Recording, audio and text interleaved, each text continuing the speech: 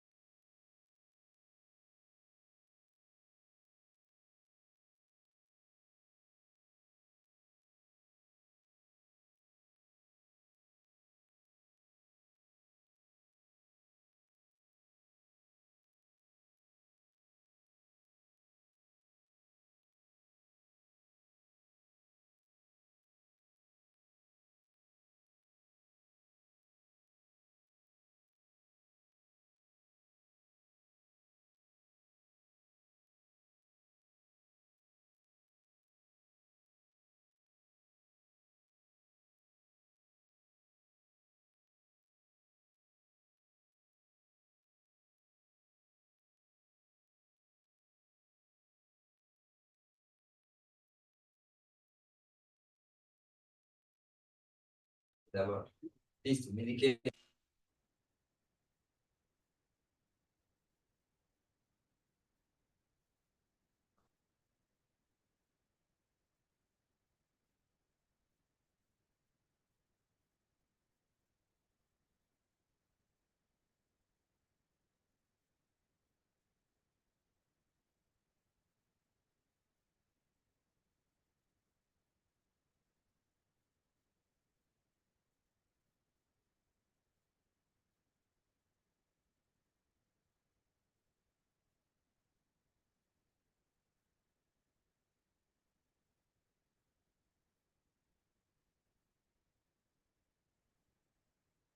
to assess the Indonesian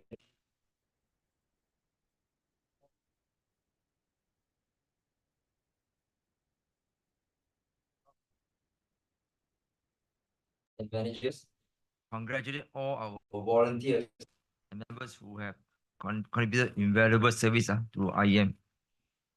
As for the women engineers' level of participation and contribution as leaders and pioneers in this country, I can happily say that IEM is always in the forefront in pursuing and to encourage equality, empowerment, and enrichment. The three E's among our female engineers to take up the role and their rightful place on an equal footing with their male counterparts at all levels in engineering profession and the industry. I will have more to add on to this, as I'm also one of 4 panelists in the later on Women Engineer panelist session. I end my opening speech by giving thanks to all our IEM members and volunteers, together with our hardworking IEM Secretariat, for organizing today's World Engineering Day celebration, and my appreciation to all our invited speakers and panelists to come here to make today's event a very special occasion to highlight the contribution of IEM to all aspects and fields of engineering in this country. Thank you again for all being part of this remarkable event. May you continue to innovate and inspire, and let me wish you all have an enjoyable half day ahead in fruitful discussion and sharing of knowledge and ideas. Thank you. Thank you, President, for that inspiring speech. Ladies and gentlemen, aside from our event here today, we also have the recording of our CSR event happening today in conjunction of World Engineering Day. So the first one is the IEM Kedah Perlis branch with their Ramadan CSR program with Pertubuhan Kebajikan Anak Yatim Perlis. And good day.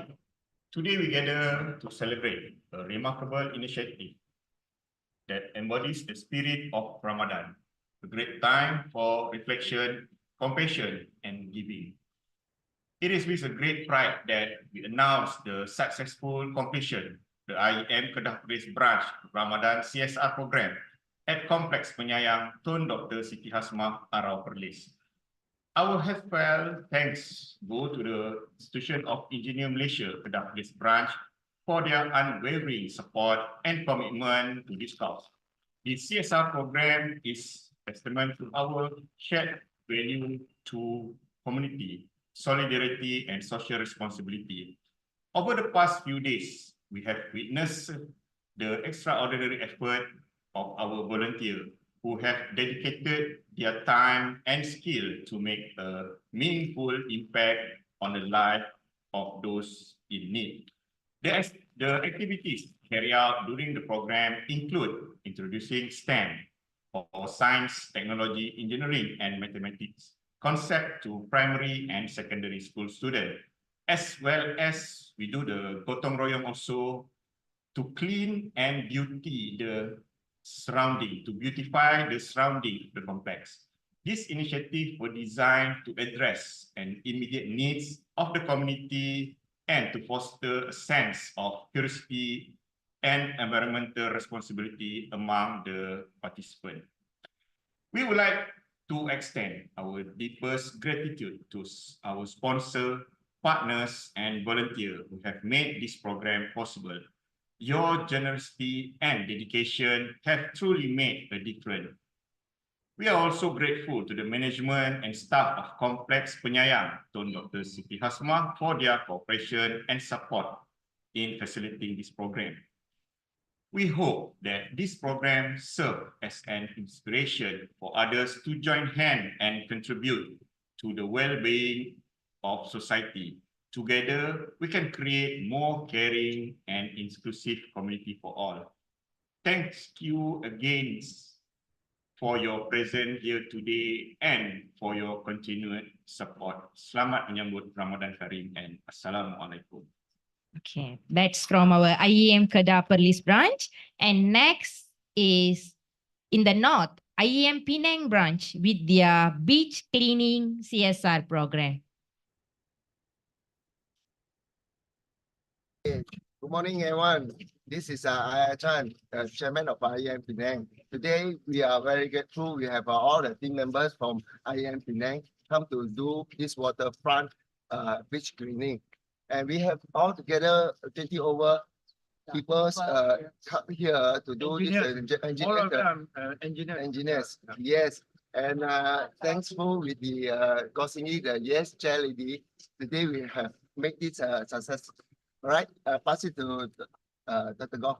Dr. Goh. I think so. We engineers have to look into environment, and we have to when we do things, we have to really consider environment. So in our design as well. So now today we want to have this activity to actually clean up the beach here. Of course, there's a lot of rubbish. People always throw, but we also have to educate our people, our citizens, about this cleanliness. So I think so. This is a very good event, very good effort done by the YES with the organizing chair lady here, Miss Go, Engineer Go. So that is my my talk. Dr. Chan. Yeah, we are happy to be here. So let's contribute our role to the environment. Thank you. Yeah, actually today is in conjunction with the engineering week or the engineering day internationally. Yeah. So we're having our fish cleaning. And I also very happy because today we have many engineers joining us around 20 over people. Yeah. Lại kịp cái đó rồi. Kịp cái đó rồi. HQ. In my HQ, we got 3 areas also do simultaneously this campaign. The CSR is also happen in KL and probably Johor. Is it? Yeah, 3 places, right? Yeah. Say hi, everyone.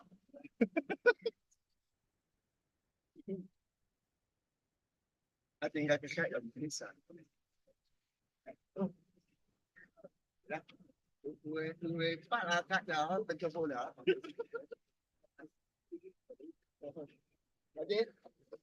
Thanks, everyone. That's from our energetic, happy engineers from IEM Penang branch. Thank you.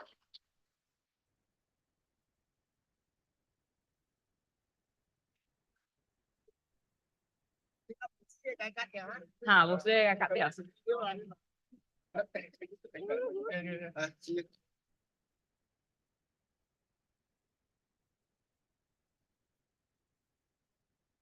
So our next event is the talk on ESG implementation for engineering companies. And with that, let me pass the session to the session chairman.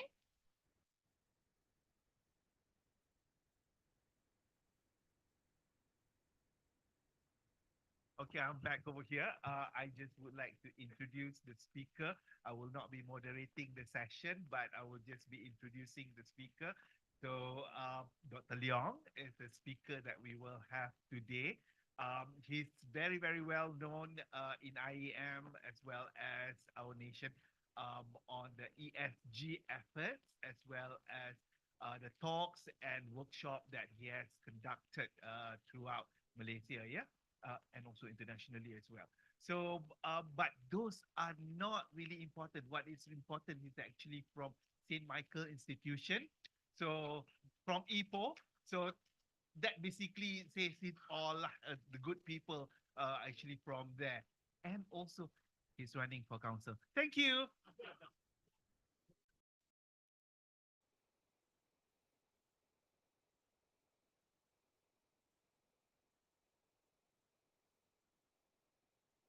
Thank you, Razak, for the very kind introductions. For information, he also from St. Michael. Okay. So we are buddy now. Okay. So a very good morning to all fellow engineers. I'm Dr. Leong. I'm currently the associate professors from the Faculty of Engineering and Green Technology in Kampa campus. I'm actually lecturing in civil and environmental engineering. Okay. Today I will be with you guys to talk a topic that is very, very in trend. Okay. I always tell the community that if today you don't know what is ESG, you're a little bit outdated. So you need to bear with me that these things are moving and these are things are very dynamic and things are changing very, very fast. And I think a lot of industry now needs to really come on board. If not, then you will lose out a lot of opportunities. I'll also share with you some of my experience with some of the PLC or also the SME, how they can actually embark onto this journey and then how they can actually evolve and actually get a lot of benefits from the implementation of ESG. Okay, so today I will be with you guys until probably about 11. Okay, I'll be talking about ESG implementation in specifically on engineering companies. Okay, like I said, what is ESG? Maybe I come down to the here better so you can see the slide. So what is ESG? E, S, and G. I'm pretty sure you all heard about it. Okay. I also think that you will never come across these three powerful words. Environment is E, social and governance is G. Okay. But this is another things that very different from the previous policy blueprints. I always say Malaysia likes to have a lot of policies, blueprints, but we need to ask, is it a workable blueprint? Is it a workable policy? But when it comes to implementation of ESG, it's all about an action. Okay, it's all about an actions. What have you been doing? And then only you start to disclose it. And then now a lot of things people demand for transparency. Everything they are demanding, okay, you need to be very transparent. That's why you need to communicate what you have been doing in your organizations to all your stakeholders, including your staff. Okay, so for me, the ESG is actually a framework of action, and then it must be translated or communicated in a very transparent manner to all your stakeholders. Okay, so like I always tell the company, you guys are here to do business. You guys are here to make money. Okay, this is a realistic statement. You are not here to doing charity. Okay, you are not NGO. Okay, so that's why you see in Bursa Malaysia, they also ask us to write a not an ESG report, but as a sustainability report, which is including all these three elements. They want you to sustain your business. But how can you sustain your business by doing good on environment, social, and governance? That's why by doing all these three pillars, you are actually indirectly boosting the dollar and cent for your organization. That is the tick for every one of us here today. Okay, you need to be knowing that this is not another compliance that Bursa requires to do or government requires to do. But you look into deep inside of these three pillars, you will actually help you to boost the economy. Later, I'll also tell you how you can actually see these environment, social, and governance will actually help you to increase your dollar and cent. So until today, none of a single boss actually come to me and say, "Oh, Dr. Leong, I want to implement ESG because I want to save the world." No, all come to me and say, "How can I actually improve my dollar and cent? How can I improve my revenue?" Be realistic. This is very, very true. Okay, so don't tell people, "Oh, I want to save the world." No, you are not. How are we able to do our business in a more responsible manner? That is the thing. Okay. So how are we able to understand the three different cores of our component? Bear in mind with me also, I'll also journey with you later on these three pillars that this is nothing new to your organization. You have been doing all this since the day you actually start your organization, your firm. Okay, this is not something that is pop up like over the night. Okay, it's been there, but just that without you realizing it, that you are actually on this journey. And then that's why now the framework will help you to consolidate into a proper reporting so that it's everything a little bit more structured. Okay, so you can see on environments, you are also focusing on impact, your environmental impact, including how are we able to reduce our carbon emission. This is also another big words coming in the market. Carbon credits. Have you heard about carbon credits? Carbon tax. A lot of very strong coming governments will announce carbon tax by the third quarter of this year. European markets will introduce the carbon tax to organizations or company that doing business with them if that particular country does not have a carbon tax starting 1st January 2026. So how are we able to reduce our carbon emission? Then how are we able to conserve our resources? So as an engineer now, I think just now the Penang branch has mentioned, how are we able to design something that is more sustainable, more green? Okay, that's all our approach. Yeah? Then how are we able to minimizing or manage our waste? Waste is also another big issue for our country. Yeah? Then on social, how are we celebrate the diversity, the inclusions of your staff? Then labor practices. What are some of the human rights? I see some of the youngsters here today. They are the one who always demand for human rights.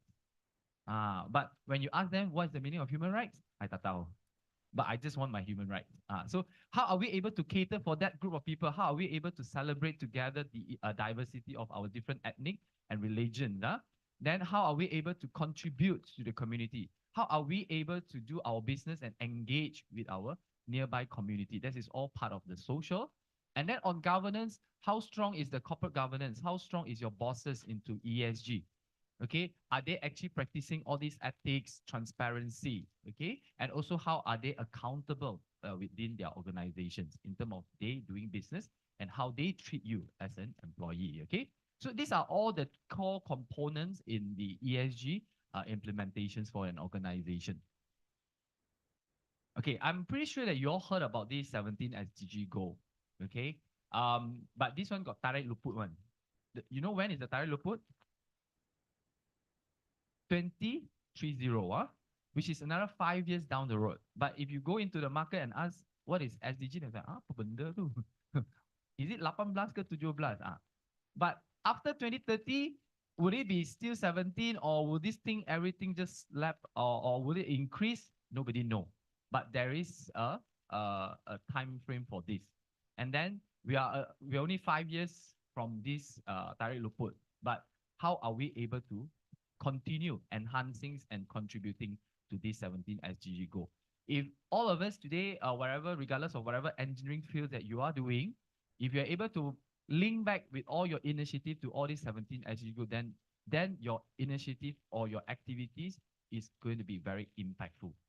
If today, I always tell some of my staff also, if today you cannot link any of your research or any of your teaching to this 17 SDG goal, that means you are not, your initiative or your project is not impactful. That means it's macam you buat tak buat pun, never mind, it's okay. Because it's never bring any impact if you say you cannot link to any of these 17 SDG goal. But today, I will not going to walk you through in details. I'm pretty sure there's a lot of informations out there, okay? But what I want to bring up is here, how can we actually link our ESG, the 3 pillars to the SDG? So today, I want to encourage you guys, okay, when you go back to your organizations, especially those who are, you can encourage your young staff that say that whatever thing that you come out, okay, in terms of like, let's say you're talking about the civil engineering as a consultant, today, how your design can map to any of the SDG. Let them see the connections, what they are doing to the society. So for the environment pillar, we are looking into emissions, we're looking into the waste and effluents, we're looking into the water, energy, your biodiversity, then your supply chain, and then product services responsibility if you're from the manufacturing industry. Then what are some of the material? So now you also can throw these questions to your staff that, okay, what are the material that you're going to propose to your client? Is it sustainable? Is it environmental friendly? And then what are some of the environment compliant? And then your land remediations, contamination, and degradations. If today you are dealing with a project, contractors, how these things will affect the land, how these things will affect the pollutions of the nearby river. All this needs to be answered. So you can probably map to this 12 SDG goal. This is just a reference based on my experience with some of the organization out there. But this is not just fixed that this 12 only limits to the environment pillar. Then on social, diversity, human rights, occupational safety and health, anti-competitive behavior, anti-corruption, your labor practice, society, product services responsibility, supply chain and compliance. These are some of the things that outline under social. You can map with all these 14 SDG goals. And then on the governance side, on your procurement practices, your community investment now also need to be very impactful. I give you a very example of how are we able to do an impactful community investment, your CSR. I think what we have lined up under the IEM, under this engineering week, all these are very impactful and it not necessarily need to cost a lot of money. Like just now, the Penang branch, I don't think they cost them a huge amount, but the impact is very, very significant.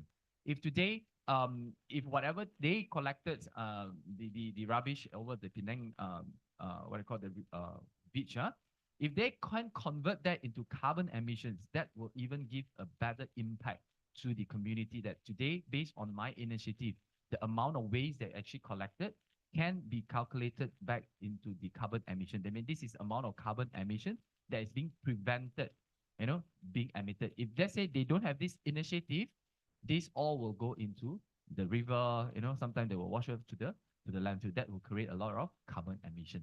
So that is what we call an impactful event, okay? Indirect economic impacts, your climate-related financial risk and opportunity, how climate change will affect your dollar and cent. You like it or not, if you are doing business in Klang Valley or in KL, you are very tense to this climate change. The flood is coming. Now, the weather can make you crazy. You can just flashback like since you are when you are young and today, the weather have changed drastically. Okay, and like always a joke, always my friend asks, any place in KL or Selangor is not flooded? I say no. Basically now everywhere in KL and Selangor is flooded because of the climate change and how that will affect your organization. If today you are working or your organizations are near the flood area, then every time flood come, then your machine gone. How can you actually survive? How can you actually sustain? Okay, then how that's the governance look into, the board of directors will look into that perspective. And then what is the responsible and sustainable lending by the bank sectors now are looking into all this. Every single R1 they loan you, they want to see what is the environment impact or the ESG impact, especially on the carbon emission. Okay, so this is all the SDG goal that you can actually link to the three pillar. I always encourage the organizations to really map any initiative or any activities that you're going to do, you're going to conduct, link back to the SDG. If cannot link, then rethink back the initiative. Is it going to be impactful or is just for shocks and daily unit? Okay. So far, okay, Can Okay, if you have any question, you can always stop me and then you can just ask. I don't think you need to wait until the end. Okay, just to have more engagement with you guys. So why ESG appear? Why suddenly people talk about ESG? ESG actually pop up very, very strong, okay, during pandemic. But this will actually kick in during 2015 when Malaysia signed the Paris Agreement. But we do nothing because I think that time is just like, oh, people sign, we also sign. We do nothing until 2020 or 2021. Okay, then where people start to say, oh, okay, ESG, when then the Europeans start to say, oh, I'm going to ban or I'm not going to work with company or organizations that doesn't practice ESG. Then only boosters start to come out. The first announcement in Malaysia by booster is on the 26th of September 2022 that asking all the PLC, the main market and east market to come on board for ESG. So you actually wasted about 7 years. So the most important is the climate change event. Okay, everyone going to go to net zero by 2050. Then scientific evidence of danger of global warming and also loss of biodiversity. That is also very alarming. You like it or not, whatever things that we experiencing now from the weather is our contribution. Today, weather so hot is also we contributed to that because we have never ever take care of our mother nature since day one. Okay. Then sea level rise and also pollutions is very, very great now. Then evolution trend in general, additional emphasis in positive impact of activity, ethical behavior, and also accountabilities. A lot of time organizations doesn't do good or didn't treat their employee well. So that's why they actually fail in terms of social. So bear in mind, ESG is not just solely about environment. There's also another confusion in the market that, ESG is all about environment. No, it's all about the three pillar, environment, social, and governance. And social is now the very, very important pillar, especially you're dealing with the youngsters. Yeah. Yeah, can.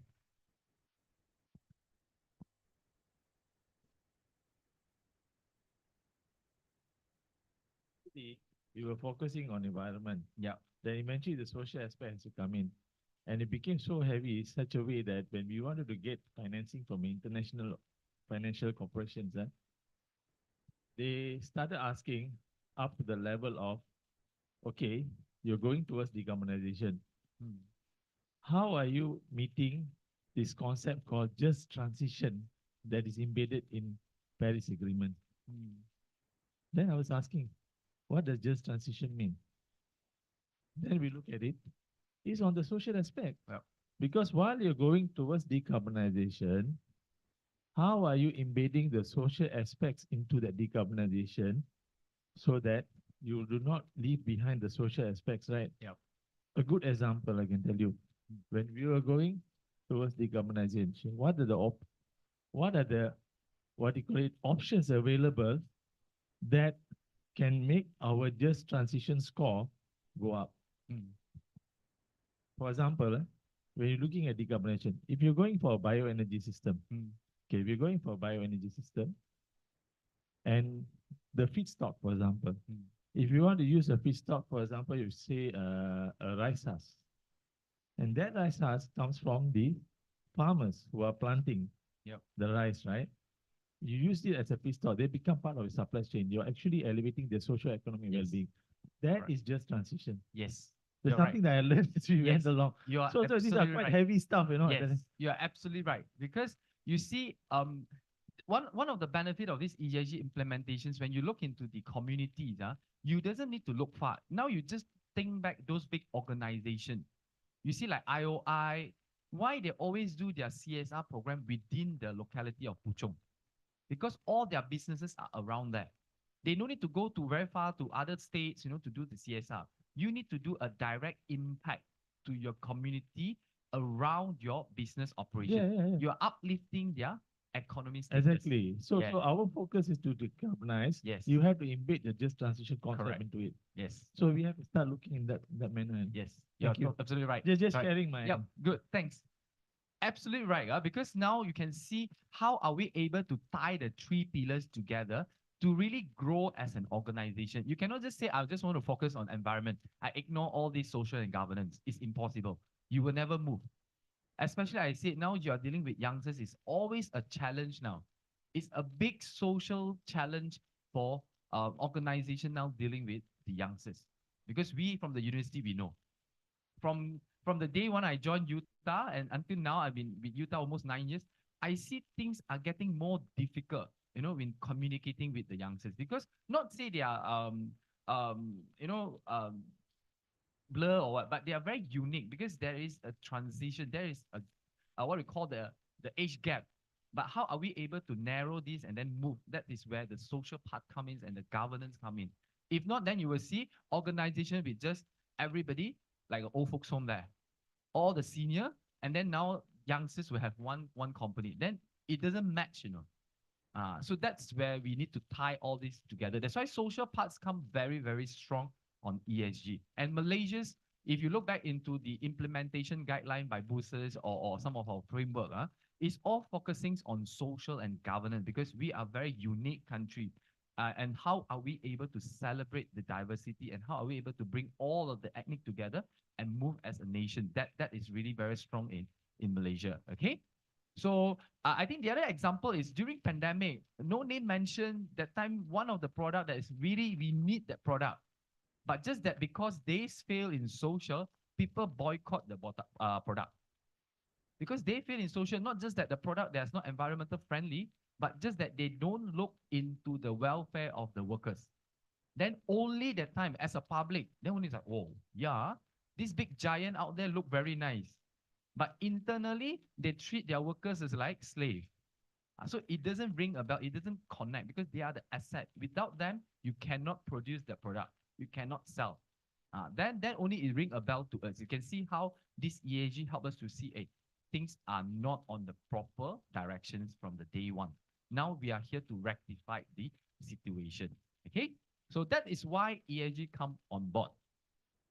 And then, like I mentioned just now, when we do a lot of workshops with the organizations, we always give them an encouragement.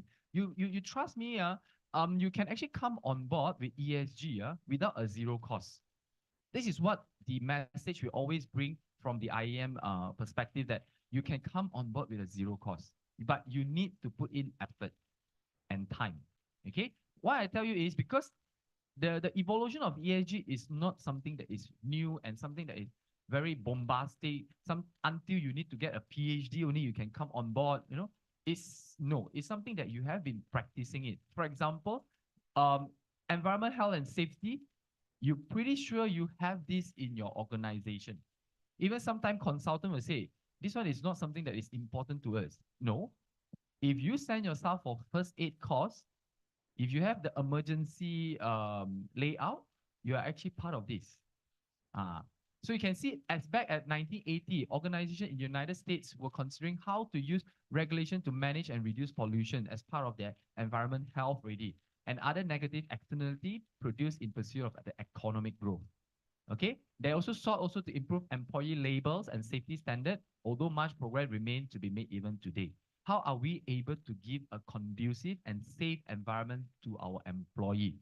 It's already part of your health and safety. If today you look back into your consultant firm, is there a place for your workers to work in a very danger manner? If it's no, you're already part of this. At least you provide them a desk, a proper chair. The chair is not like broken. That is really considered your safety and your health already. Okay. Then corporate sustainability, you can see it evolved in 1990s. Okay. And known as corporate sustainability movement. And this emerged to some management team wanted to focus reducing their firm environment impact beyond the reductions where they legally require them to do so. Now, since back then, a lot of some organizations already start to implement or how to reduce their environment issue. Okay, go beyond the minimum compliance. Okay, then it widely agreed that corporate sustainability was often employed by management team as a marketing tools and overstate and otherwise misinterpret efforts of the environment impact. Now it's become a greenwashing. So this is also another powerful words now in playing in the markets, that greenwashing. You like it or not, this has become a marketing tool. Now, a lot of organizations try their very best to come on board on ESG, just for the marketing sake, because they now that know if today I don't talk about ESG, we will be losing out. Imagine today, IEM is still silent about ESG. When people ask us what is ESG, we don't know, we don't care. We will be washed out from the market because this is not in trend. But now we cannot overstate. And then this is now the danger with most of the organization, especially organizations that is small and not very responsible. I have a few cases from the ACE market coming to me and say, oh, can you help us to write the report to fulfill booster requirement? Then normally I will just go back and check their profile. And then, they only have like very basic anti-corruption policies, maybe some very shallow kind of labor practice or this. Then we say, oh, okay, we can come, but you need to give more data. You know what are all the bosses tell? Now they say, oh, copy and paste. What to copy and what to paste? I know now we have ChatGPT, and then now we have one more coming out, DeepSeek. Next time I also don't know we got a job or not. Everybody just work from home now after this, because all these are our sifu. So for me, it's what to copy and what to paste. And they can tell you, oh, my one is goreng stock. No need to be so serious. So you see, that is a tendency of greenwashing. They just want to fulfill need. They just want to fulfill the requirement by booster because they are listed. So for me, is regardless you are goreng stocker, whatever stock, you cannot. If you don't have, you don't disclose. Have, you disclose. Because this report, when it's submitted, this all report by the PLC and the ACE market need to be uploaded to their website. One in the public domain mean is exposed, and it's being start or accept kind of questioning from the stakeholder, because in the report they will specify who to contact if you have any queries. You are actually up for challenge if you write or disclose this report. So my take is, if you don't practice or you have not conducted any of the initiative, please by all means don't put up into the report. That will be a huge danger, because now there's quite a bit of catching from the booster already that overstate the commitment. I'll give you some of the example. Some organizations very funny one. If you look at report, they will say, oh, I want to achieve net zero by 2030. Maybe they misunderstand 2030, another 30 years ago. Maybe they are still in 2000. It's quite impossible. If you to ask me today, can we achieve net zero by 2050? I also have a doubt. But we will try our very best to reduce or get near to zero. I also cannot guarantee that we will net zero by 2050. But some organization 2030 and they are manufacturing some more.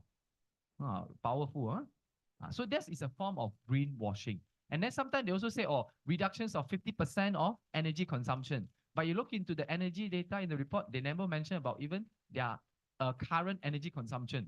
Then this 50% come from where? So you can see a lot of people try to put all this word and then just to impress the community, the stakeholder. But now, if you heard about this food seal for good under booster, it's like a logo, it's like a chop. Okay, once you fulfill certain requirement, the point they will give you. They say this is yearly basis. It's not like permanent. Not like our IR is like permanent one. This one is yearly basis. If that year you do good, you got a job. If next year you do nothing, your score below that entry level, they will delete you from the food seal for good. So now that job is now being recognized. If you have that job, everybody will come to you for business. bank will like this organization. Like some of my clients, bank now come to, Dato, you want loan or not? I can loan you with a special rate. So that the organization is very sustainable because they will do good in their reporting for banking sector. So try not to overstate any of these commitments or initiative in your organization. Then CSR, you see IEM also do CSR. I'm pretty sure any organization out there also will do CSR. If you don't know what to do, if you have money but you don't know what to do, never mind. Contact me. Utah got a lot of cheap labor. We have a lot of students to help to do CSR program. So as long as you have money, you come to me. You don't know what to do, never mind. Call Dr. Hey, I got this amount of money. I don't know what to do for myself. Never mind. I'll plan for you. But I'm pretty sure all the organizations will do CSR program, and it doesn't cost you much. Okay, bear with me is that CSR program now in today context when EAG come on board is no longer looking at the amount of money, but it looking about the impact. I give you a real case. What I call this also like a new case, a real case scenario from my clients. Okay, previously we will donate to a foundation. This foundation is to support the old folks, the homeless kids, and also single mother. So that yearly the company will sponsor 50K. Okay, so that because that company is listed in Bursa main board, so we want to enhance on our scoring on CSR. Then the boss say, okay, I increase another 50K, become 100K the following year. Okay, we are also hoping that we will get a better score because we increase the investment.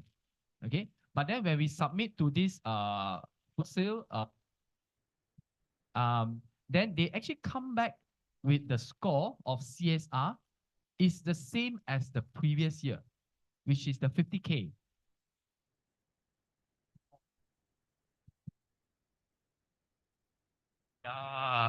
Okay, you see, I am well prepared. 3.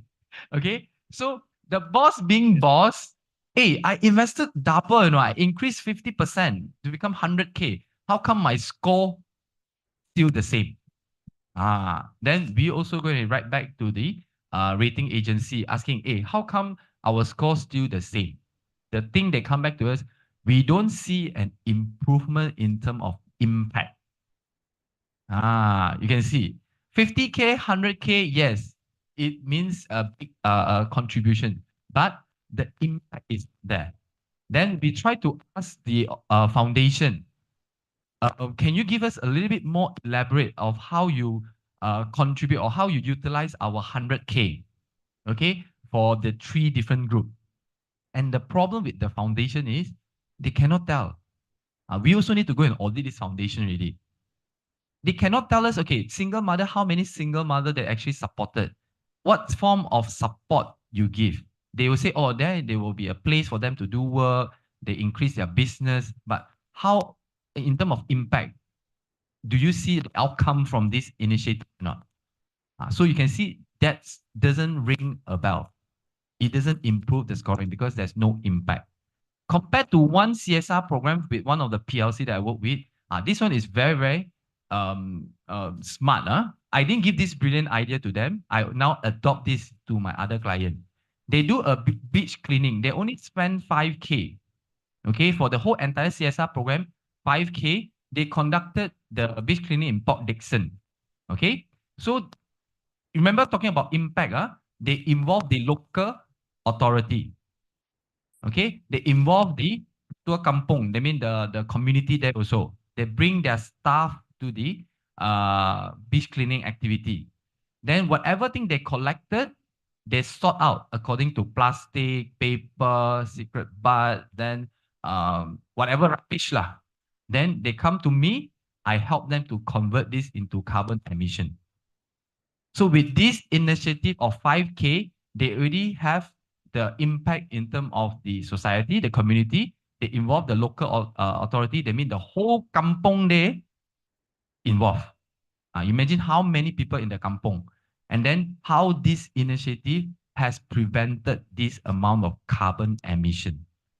This is what we call impact initiative. Now, all of us need to look into that direction. How are we able to bring an impactful event, not just like throwing money? I give you 100K. That's why now if you ask organization, especially in Utah, now we always ask organizations to support.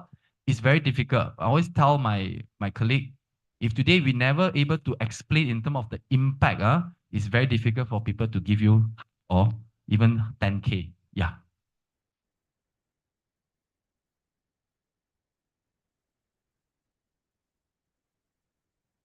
Yeah. In FTSE, there are so many indicators. Yeah. Right? Okay, there was one indicator that we went through. We had a lot of challenge with FTSE, was on the waste management. We were focusing as much as on hazardous waste because hazardous waste is critical, it's compliance related. We were trying to improve how we manage our hazardous waste. But as we progress with FTSE, the question has been asked. The indicator is related to waste, not confined to hazardous waste. Yes. What are you doing on the other side, on the domestic waste? Your general waste, yes. Exactly.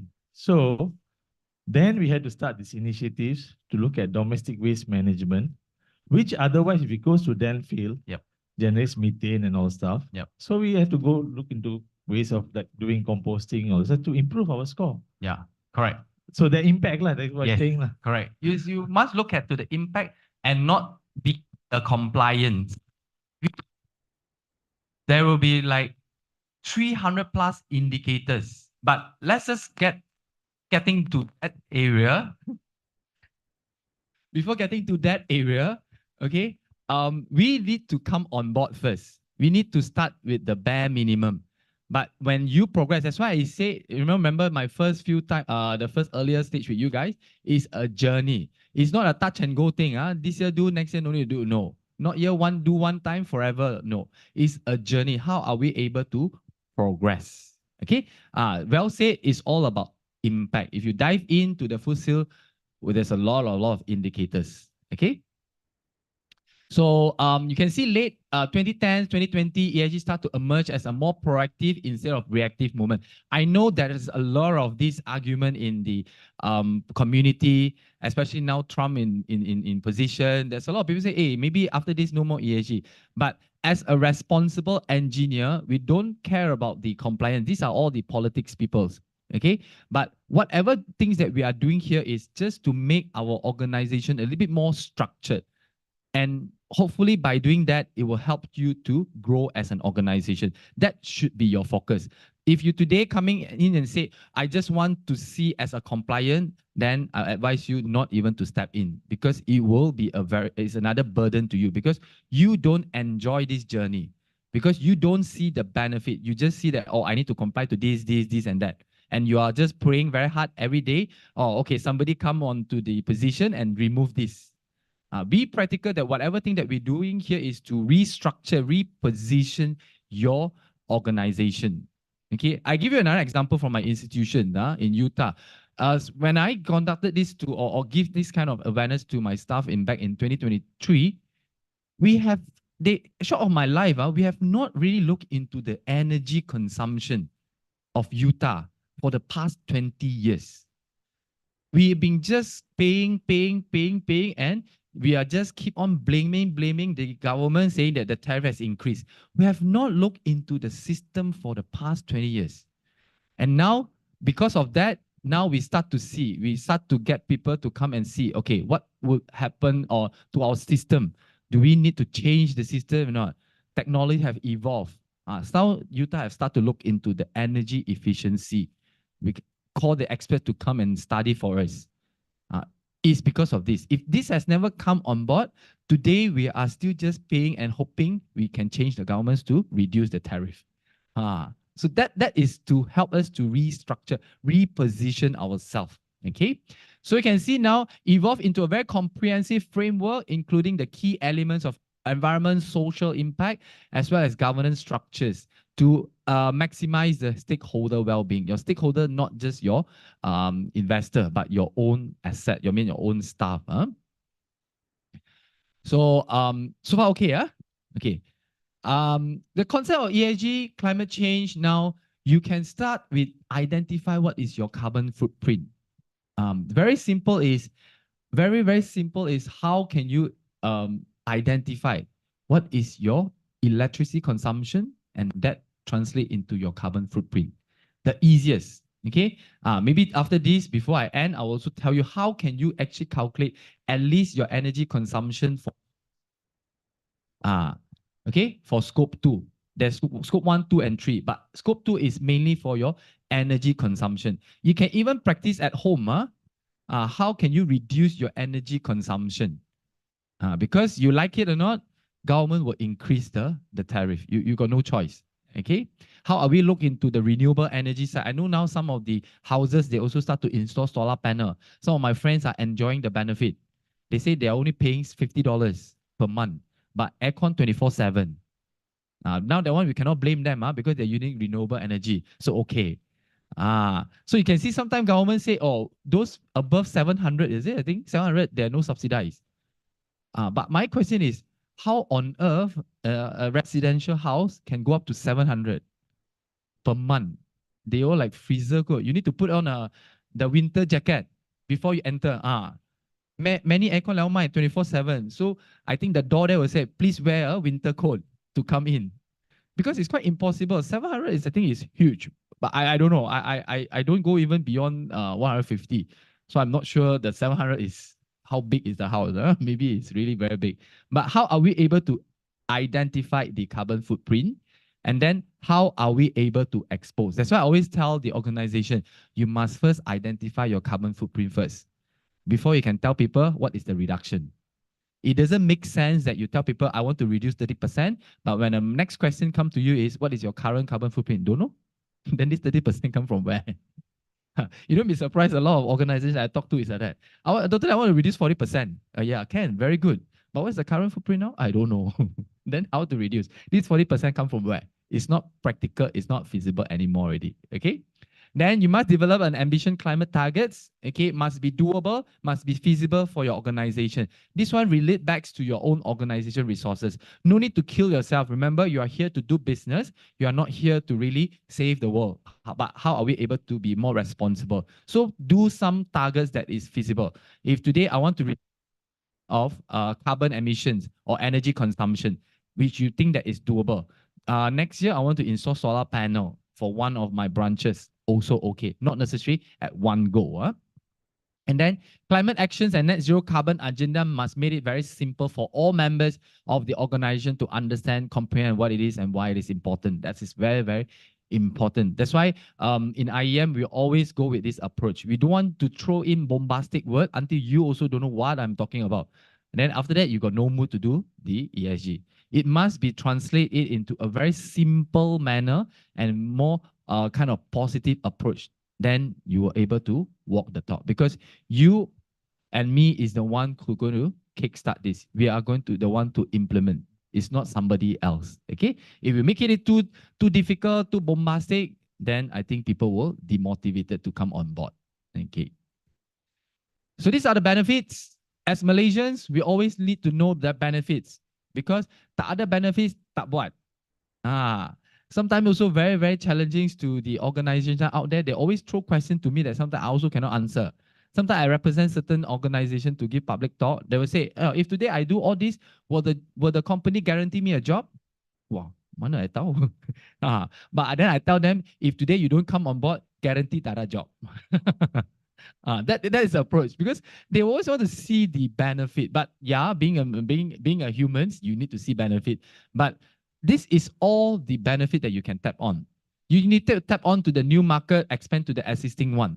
So real cases, now SME who come on board, banks will go to them. If you don't have a bank, don't talk to you now.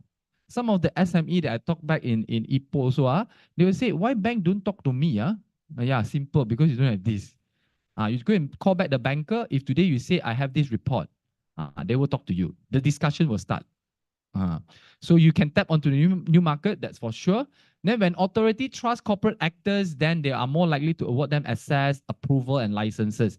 But this one, we are still taking the slow approach. We have not really full force, because we don't want to see this as a compliant. If you see this as a I'm forcing you. Malaysian's government is forcing you to come on board. Then the whole gist, the whole reason behind this is not going to be very fruitful already. It's like I kena paksa, but this one you must be with your own hearts to do it. Then you will feel the benefit. Then you're also able to achieve better resources, stronger communities and government relations, and then you can also drive consumer preference. If you are supporting a lot of PLC now, I'm sure PLC will start to ask you. Because the last 2 years, remember the first announcement by Bursa is on the 26th of September 2022. So 2022, 2023, the PLC is finding their path. That's why they never disturb you. That's why a lot of SME that I talk to say, how come you say 2022 they already announced, but why can't the PLC start to ask me during that time? I say because they also don't know. They also don't know what is all this reporting. How they come and disturb you. That 2 years for them to really stabilize, then now slowly they come to attack you already. You ada or not? You tak ada, say sayonara to you. Because now a lot of tender documents, they have a checklist. You look at the checklist, ESG, sustainability report. If not, the very simple scope 1, 2, and 3. Tak ada, you cannot. You are not on par with the rest of the consumers. Now I give you another a more in-depth scenario now for steel manufacturing. They now want them to have at least the process carbon emission. They really look beyond sustainability report. They want specifically for the process emission. Okay, so that's will actually push the consumer preference. Then you definitely reduce costs. Okay, the very simple example is, I'm not sure how many of you are still very heavily depends on paper. If your organization still heavily depend on paper, you must tell your boss, can we go digital? But in Utah also, thanks to the pandemic, we really save a lot of paper. Today, I don't think you need to print. That's why we don't give hands out. You can always have the soft copy. You can, not everybody with a tab. So if you still very heavily depends on paper, you need to reduce it. Because one of the example that I can give you is one of the client that I work with is previously we just want to tambah one more additional indicator into the existing indicator, saying that we want to reduce the paper just for the sake of beautifying the report. But after 2 years, the boss come back to me and say that because of the implementation, it can save the cost of buying paper almost half, because people don't print anymore.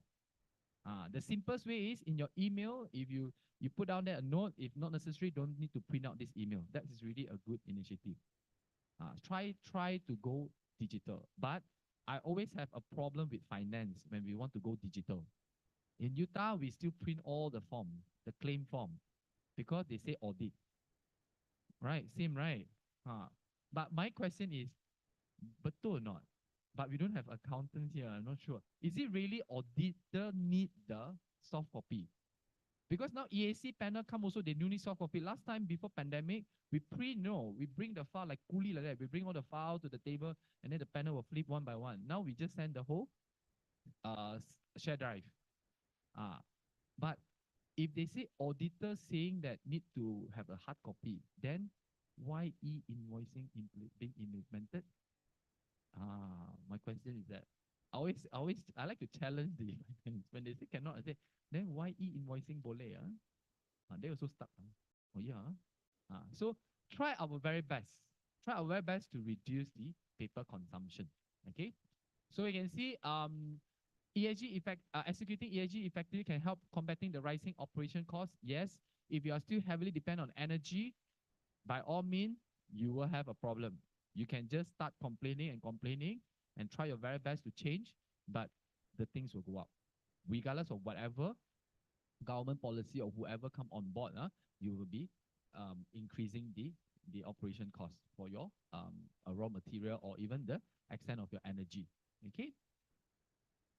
Then you can see a major water utility achieved a cost saving of about 180 million per year thanks to the lean initiative aimed at improving preventive maintenance, refining spare parts, inventory management, and tackling energy consumption and recovery from sludge.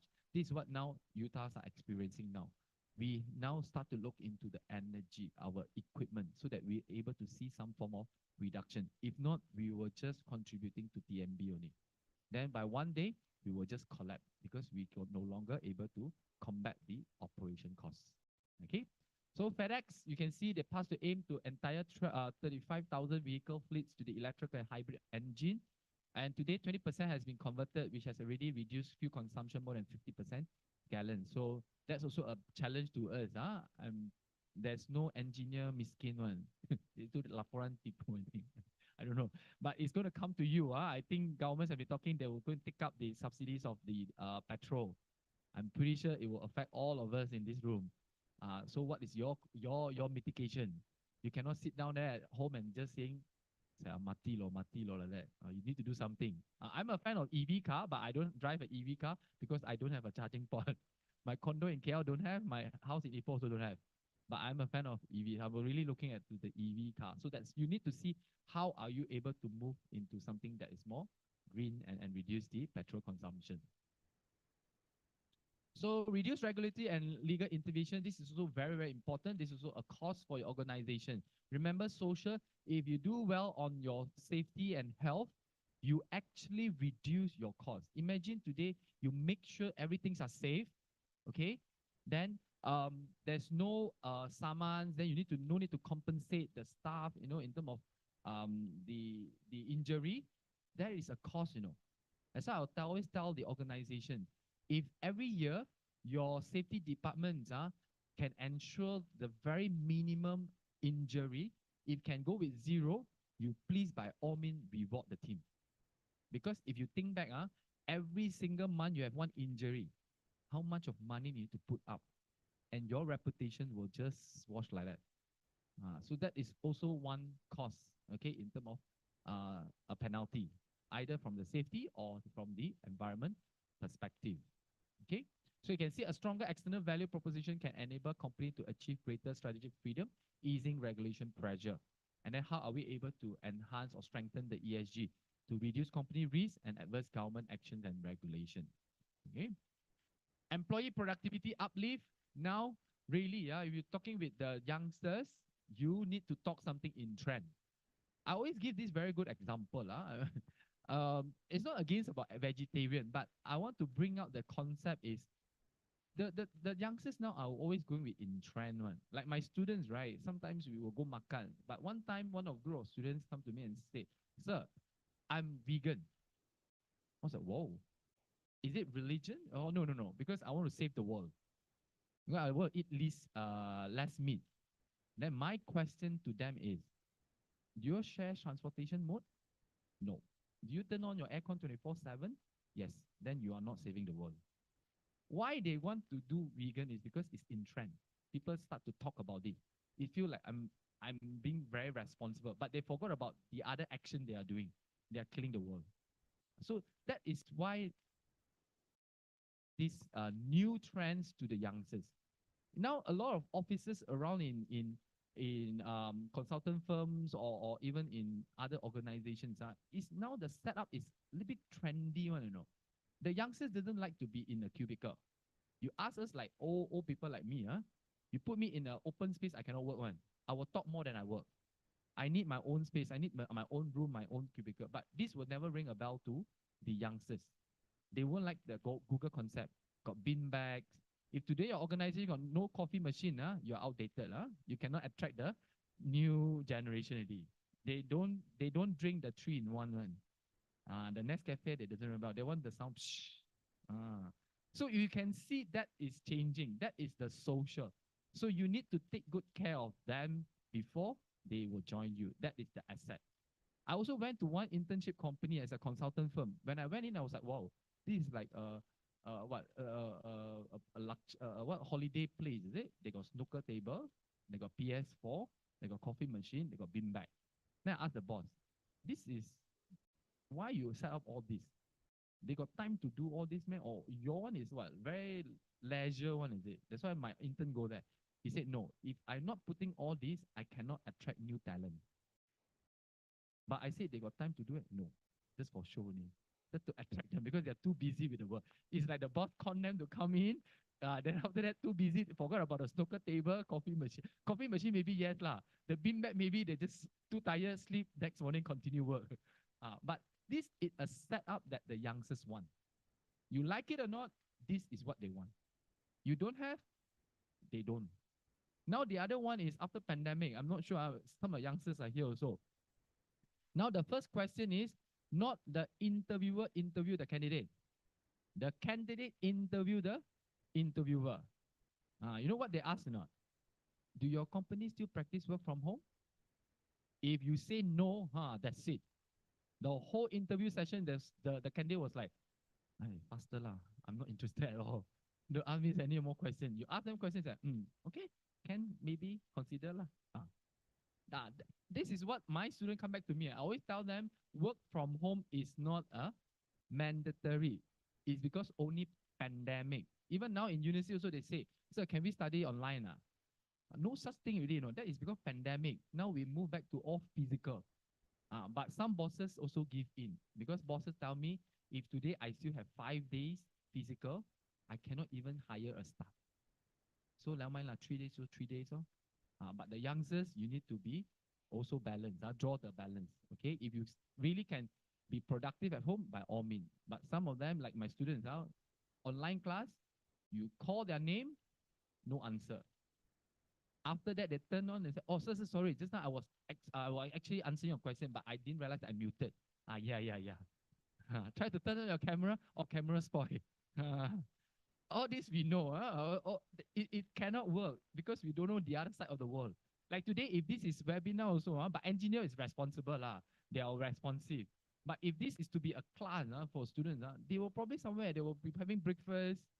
Sometimes during pandemic, we also didn't catch on because they accidentally turn on the camera. They're actually doing shopping. Then we will say, "You are Lotus, is it?" Or then no. Then suddenly off the camera. So we know all this, okay? But that's why it doesn't have the impact. It doesn't really have the what we call the engagement, okay? But this one will really help you to put in your asset because your employee is your asset. You imagine without them, your company will never grow. And you always need to talk their language. You need to really talk to them using their language. I learned a lot of short form from my student. If today you don't have short form, you don't. I always tell my student, like you are a lecturer now. It's not like back then how we study. Everything your way. Yeah. Now they will ask ChatGPT. They reconfirm your teaching. Now we in front is like a clown like that. We need to make joke. If not, they will fall asleep. At the end of the day, nobody learn anything. So you need to talk to their language. So by doing this, you actually uplift the employee morale. Then,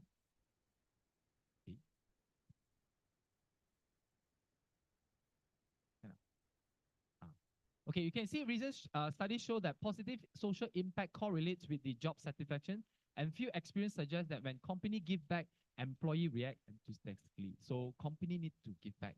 Company need to reward them. Youngsters are very creative. You need to reward them. You reward them, you recognize them, they're very happy. They are not really looking into the dollar and cent, but you give certain recognitions to them, they are super happy with it. I think all of us, not just youngsters, all of us also. Okay, sometimes the money is not like everything, but a simple recognitions about their efforts and their commitment that really give them a very good positive move already. A sense of higher purpose can inspire your employee to perform better. A weaker ESG proposition can drag productivity down. Imagine today you are in an organization that don't care about social, don't care about environment. Okay, they don't even care about your well-being. You just force you to work from 8 to 10. So then, do you think that you will still stay put into that organization? Or if you think that you do very, very well, but your company don't compensate you, don't reward you, do you think that you will stay? No. So that is also now a big challenge because you don't want to turn your organization become a training center. This is what I always tell Yuta also.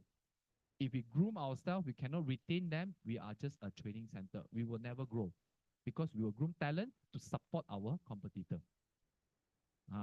If today you are just grooming, you're very good, you're very experts, your junior come in, your fresh grad join in, but they cannot remain one.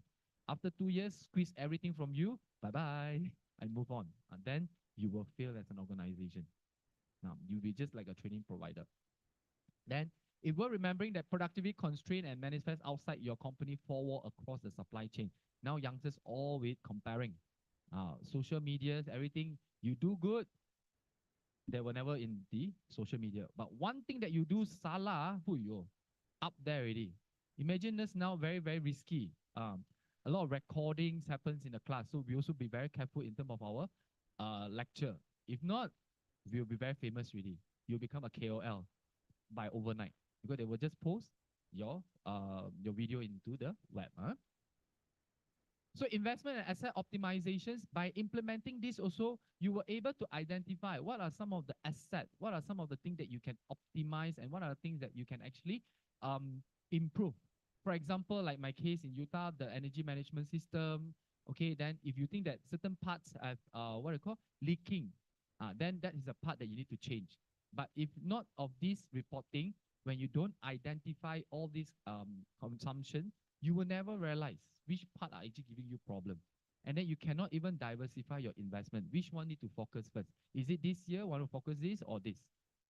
By doing this, you're able to see some form of optimization.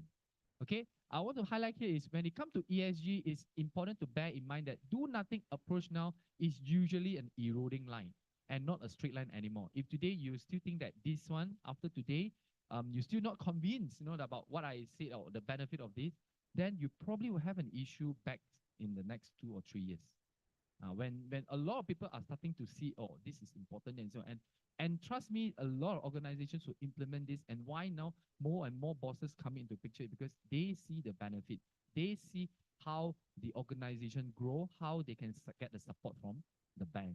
And then the other example is you are still really heavily rely on energy hungry plant and equipment. It can drain your cash forward. That's why you see a lot now go digital, optimizing the machine, because they want to reduce it. Then all the industry try to go with solar panel. Solar panel already almost saturated. The next one coming on board is rainwater harvesting system. If you have capital, try to invest on that because energy already almost there already. Everybody is talking about solar panel, really fully kind of can say almost finished already. Solar panel. I mean, everybody is really installed. Then now big giant asking me, I already installed solar panel already. What can I do next? Rain or water? That's the only thing. Waste is memang you need to reduce from the day one.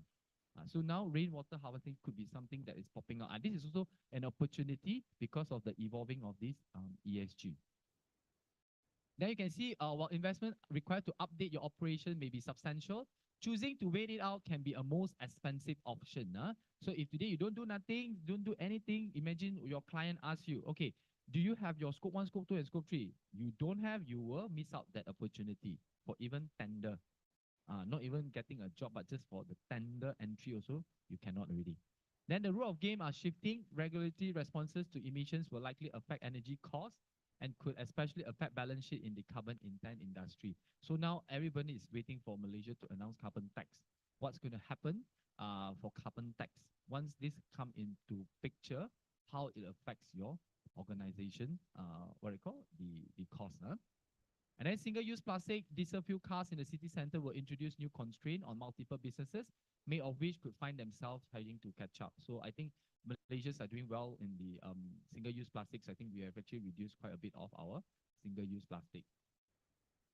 So these are all small businesses, how they can actually affect them. Regulations will come with times. You like it or not, maybe one day regulations will come. Then supply capability, demand from corporation and customer expectation. This is now what is being asked. And those who are from the civil structural consultant, you don't think that you are safe now. I think I also heard a bit of noises saying that developer is asking for consultant for their simple sustainability reporting to the extent of how your design, okay, contribute to how much of carbon emission, the amount of concrete that you're using, comparing with the similar size of the project, their concrete and your concrete, berapa different. I really start to hear this from the big developer. Supply chain security, new opportunity, market innovations, this will actually help us, okay, especially for SME. Funding availability, yes, there's a lot of grant in Malaysia. You cannot say Malaysia is not supporting. Malaysia, there's a lot of grant. Even sometimes we talk to MIDA, all this, they say, we have grant but no taker. I then ask why. They asked me back, I also don't know why. But in public, when we talk to the organization, no grant, no support from the government. So my own take, don't post it out. My own thing is this side maybe got something that cannot share with the government. That's why they don't apply. And then this one too stringent, ask too much information. Until they said, "Oh my, I don't want to review so much. I better don't take this grant." But there is a lot of grant. Even now, we have applied grants for energy efficiency or energy management. Stay competitive versus competitions. Don't use this to kill the small fishes. I always tell the big giant out there, if you have the financial stability, you are financially strong, you have manpower, you have resources, but don't use this opportunity to kill your peers. They are small, but you cannot use that because you know why? If you use that as a weapon to kill your small fishes, then I say you are not fit to be in this sustainability reporting or ESG journey. You know why?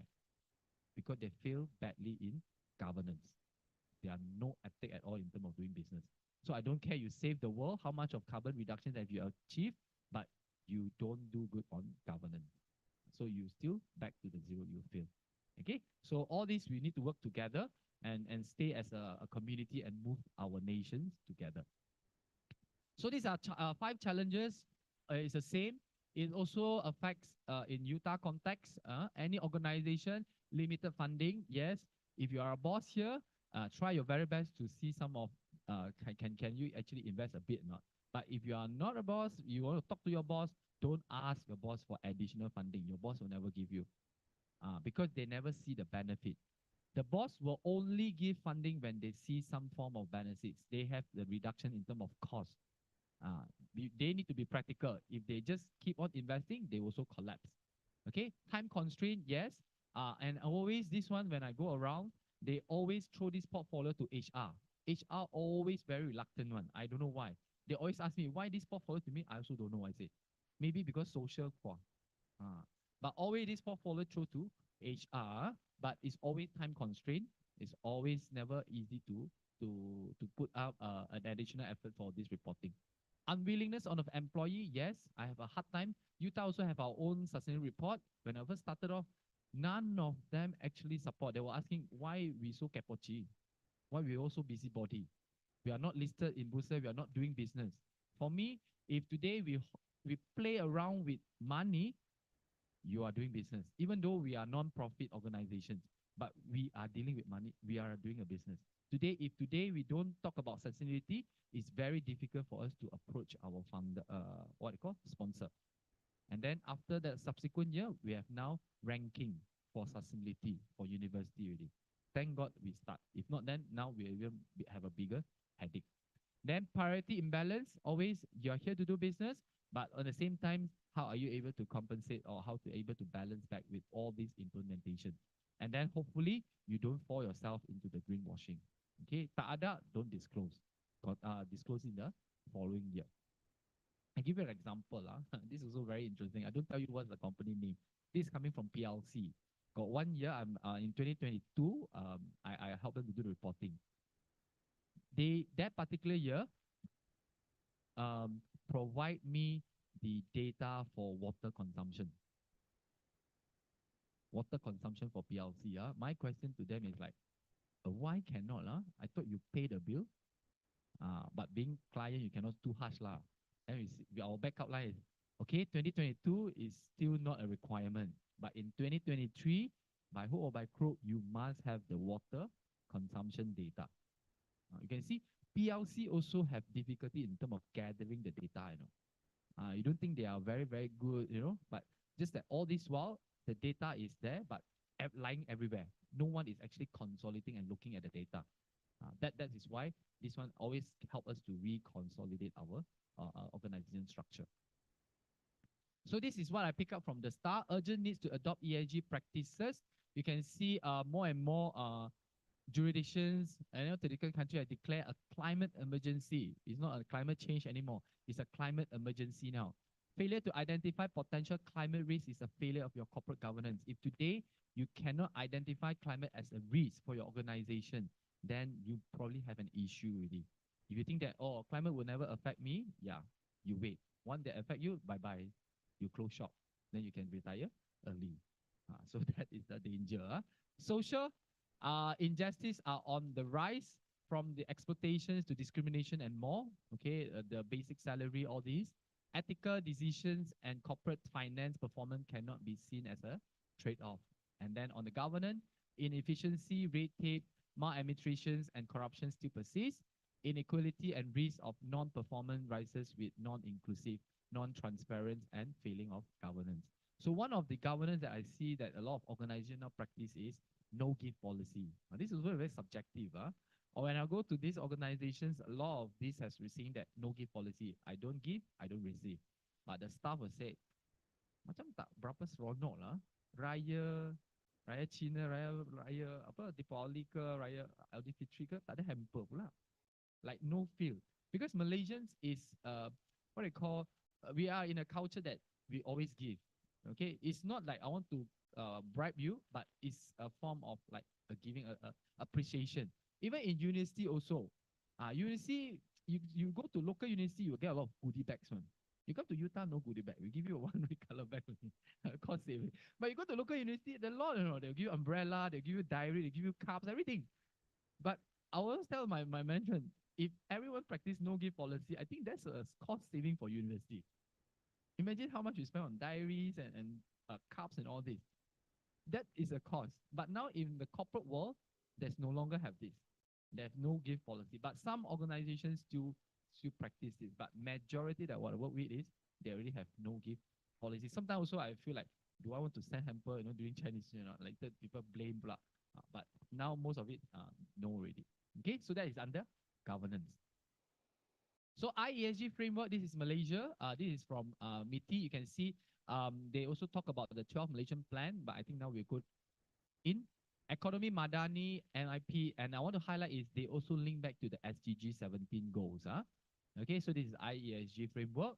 So you can see now they are focusing on how to respond to climate change, trust their workers, build trust and foster innovations, manage their supply chain. So one of the benefits to the university now is a lot of research are coming from the industry, looking at the waste management, because it will actually build up the momentum of innovation because of regulations or because of this carbon tax. So can we reduce our carbon emission? What can we do with our waste? All these are coming out into the university level already. So I always like this article from UOB. It is now or never. SME can no longer ignore ESG now. If you ignore ESG now, you will very soon say bye-bye to your business. Unless you say, I will close shop in the next 5 years. Sometimes the bosses say, oh, this one doesn't ring a bell to me. It's not because we are not heavily what do you call contribute to the carbon emission. This is really rubbish to us. I say, you want to close shop in the next 5 years? And then yes, this is rubbish to you. If you want to pass it on to your next generation, then this is something that you really need to rethink and see how can you come on board. So these are some of the articles that I pick up from the news cutting, so that to give you a confidence that banks are also coming into this. ESG is an opportunity not just to have a deeper understanding of risk, but also to seek brand enhancement, engage customer, and also to partner with new supplier, stakeholder, and also your trust. You can see they are looking this as an opportunity. Don't look at this as a compliance. Then thank God we have now more and more projects are related to climate change. Even now in the university, any of the research that you propose to government for grant, if you're not talking about climate change, you're a bit difficult now. Now everybody was ESG. Things like even business or even in IT, everything, they will now start to see ESG. Yeah. So we have more and more will be in the energy transition roadmap. Don't know. Okay. Then okay. So that's really helps us. Okay. We actually started a little bit late, but I always say at least we started. Okay, if today we are still not pumping in money from the governments to support all this, then I think we were going to fail as a nation. And then from the bank side, SME must not be left out in the transition. This is why now, later, I will also introduce you. Maybe some of you might already know that we even have a simplified guideline for all our engineers, and all these are downloaded free. So why? Because we want to support the engineer, especially you are in the SME category, to see how you can you actually come on board in a very simplified manner. So that's like this bank has mentioned, SME cannot left out in this transition. That's why when I talk to the PLC, you need to hold the hand of your SME, your supplier. If they fail, you also fail. If today all your supplier cannot comply, cannot come on board, then you also fail as a client. Huh? So this is always the 5 ESG qualities I always throw to the participants. Either you are from the manager level or even to the extent of you are just a fresh graduate. The first one is the intention. Okay. Pretty sure that you guys are here. It's not by force. I'm by all means, no one force you. Okay, you are here to see what can you actually pick up. That means you have the intention of how can ESG be an integral and deliberate part of its strategy. As in now, a lot of organizations now looking this as a strategic planning. They will put this ESG as a risk and to plan for the organization. And then it must be incorporated in the long-term business goal of the company. And then it must also strive what we call the value creation, manage its workforce and supply chain and others input to address the risk.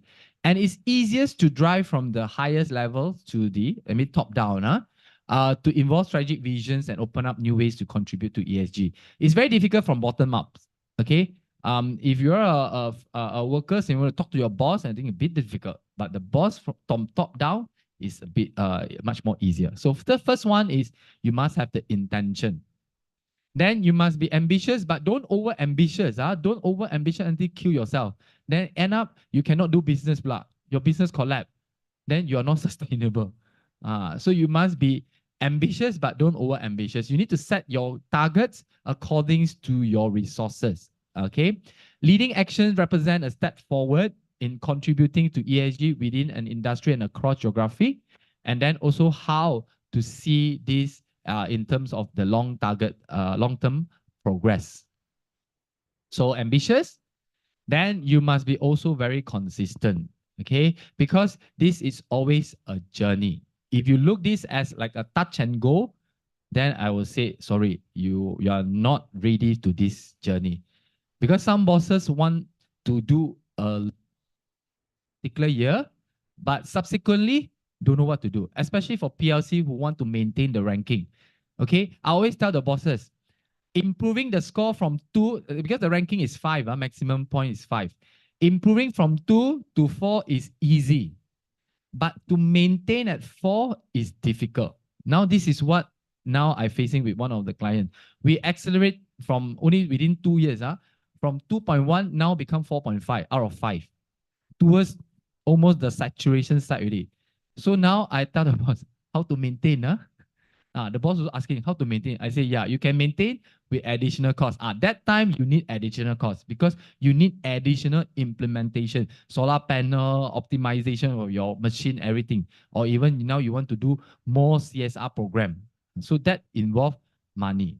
So you need to be very, very consistent. Sometimes I kind of pull his handbrake, don't move really, don't move. Because the more you move, after this, I don't know what to do really. Then you cannot maintain the score, you blame me, why I cannot maintain this year. So that is always a challenge. We only need to go consistent and we need to go slow according to your pace. Remember, you are here to make money. So organize functions, making it an action and communication consistently, and then focus on the ESG to recognize all across the businesses, including senior leader. And then top level ethical behavior and commitments are embedded. Okay, your top leader must be actually ring a bell. If they don't ring a bell, it's very, very difficult for you to come on board. then you need to collaborate. You cannot work alone. There's no solo kind of journey. That's why I am here to assist all the engineers to how can see how we actually collaborate, how we can assist you to come on board so that you are still able to sustain your business. So now businesses, government, academia like us, investor, civil society, and also stakeholder. Okay, they need to come hand in hand to see how can we actually move everyone together. Accountable, yes, this is the final one. Accountable, you need to be accountable of what you're disclosing. Today, I always say the report that you write, if you're dare enough to put up for challenge, that means you're accountable of what you're reporting. If today you write a report and you don't dare to put up at the public domain, you want to hide, that is not accountable. That means a lot of hanky-panky thing in the reports. So that's is very important. But this one lead to another opportunity for auditor. Now auditing for reporting is coming already, third party. So you can see if all of us are accountable of what we are reporting, I don't think we need an auditor to audit the report. Okay, for me also, I only think that the only thing that need to be audited is the carbon emission because that is a little bit more subjective. Because I don't think there is a reason why you need to force the data of the employees, the male and female. I don't see anyone will actually force that. My experience last year is with one PLC, they say turnover rate is confidential, but this is a requirement by Bursa. I stuck in between. I say, if you don't give me data, you don't fulfill the minimum requirement for Bursa. But for me, is what is so confidential about the turnover rate. Most probably the turnover is very high. I also don't know. So you can see, sometimes it's a bit contradicting, but certain things you need to disclose, but certain things you might think that is confidential. But if you look perspective, that's also another argument, which is I also kind of think that it might not be so necessary to disclose. In the global perspective, they are even asking the transparency to the level of how much you actually pay your employer in terms of bonuses. This one, I think, a little bit a bit confidential, but the global perspective, but it has not come to Malaysia yet. Okay, so accountable leadership means being transparent and engaging with stakeholder proactively on challenges and also progress on ESG. This also fosters trust from the government, investor, employee, customers, and also community. If you're accountable, you are being very responsible in today, how you do your business, then you can actually get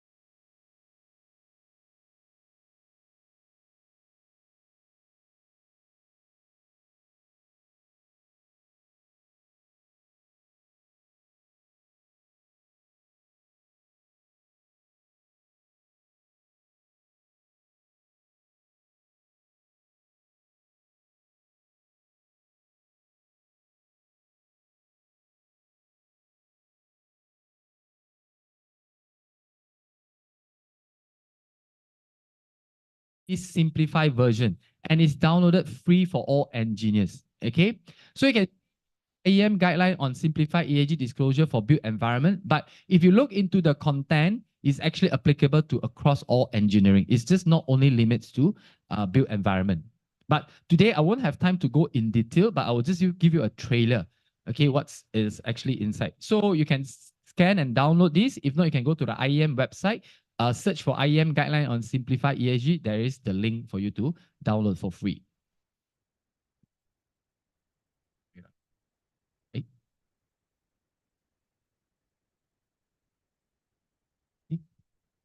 Okay. Any questions so far? Maybe I can take questions with while waiting for the slide. Any questions? Oh, okay, So that guidelines is we really spell out the what is being needed for environment, social, and governance. Okay. Inside this, we also tell you what the importance of ESG in today's society. This is what I kind of explained just now. And then we also have what we call a kind of a roadmap, okay? How to start your ESG journey. Okay, for example, first is to review.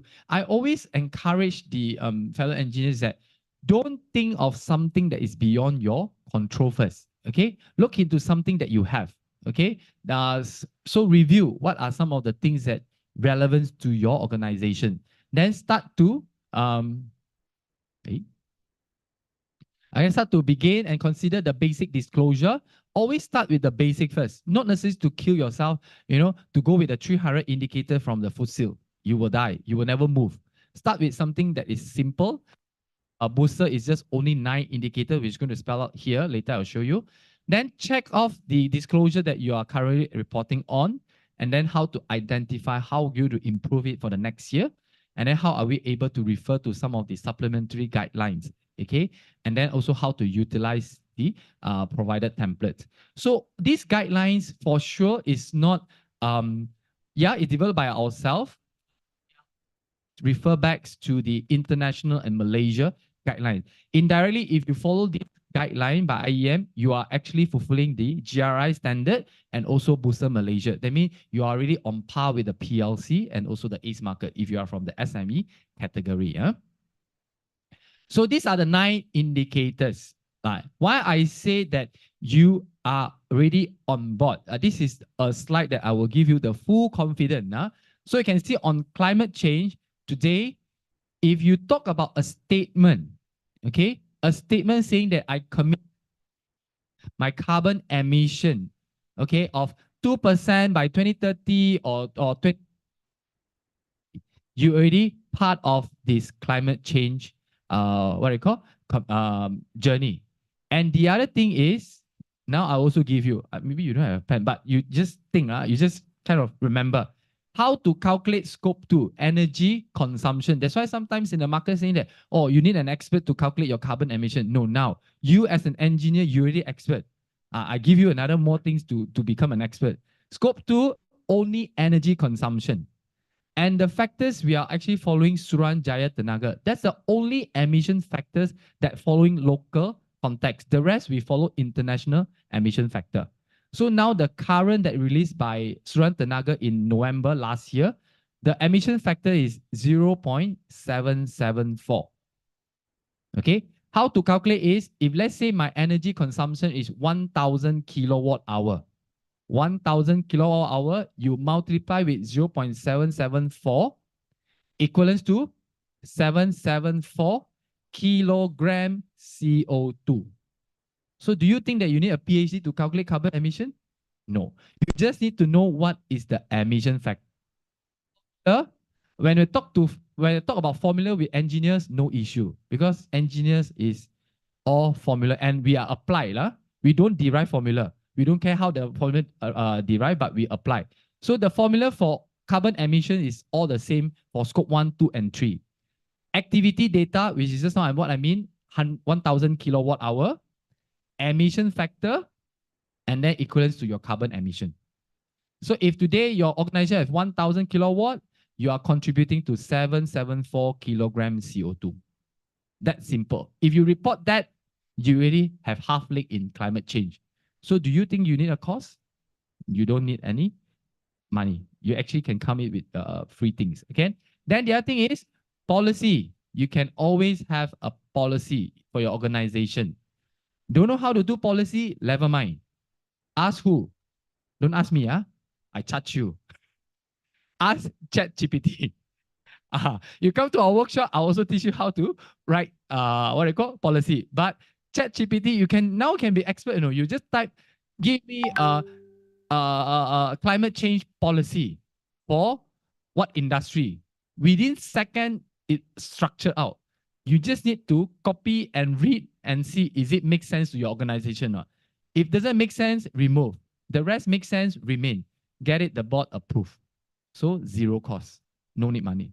Policy, you already target climate change. Please start slowly move back to scope 1, your diesel consumption, your petrol consumption. Then only last, you go back to your scope 3, which is your supplier.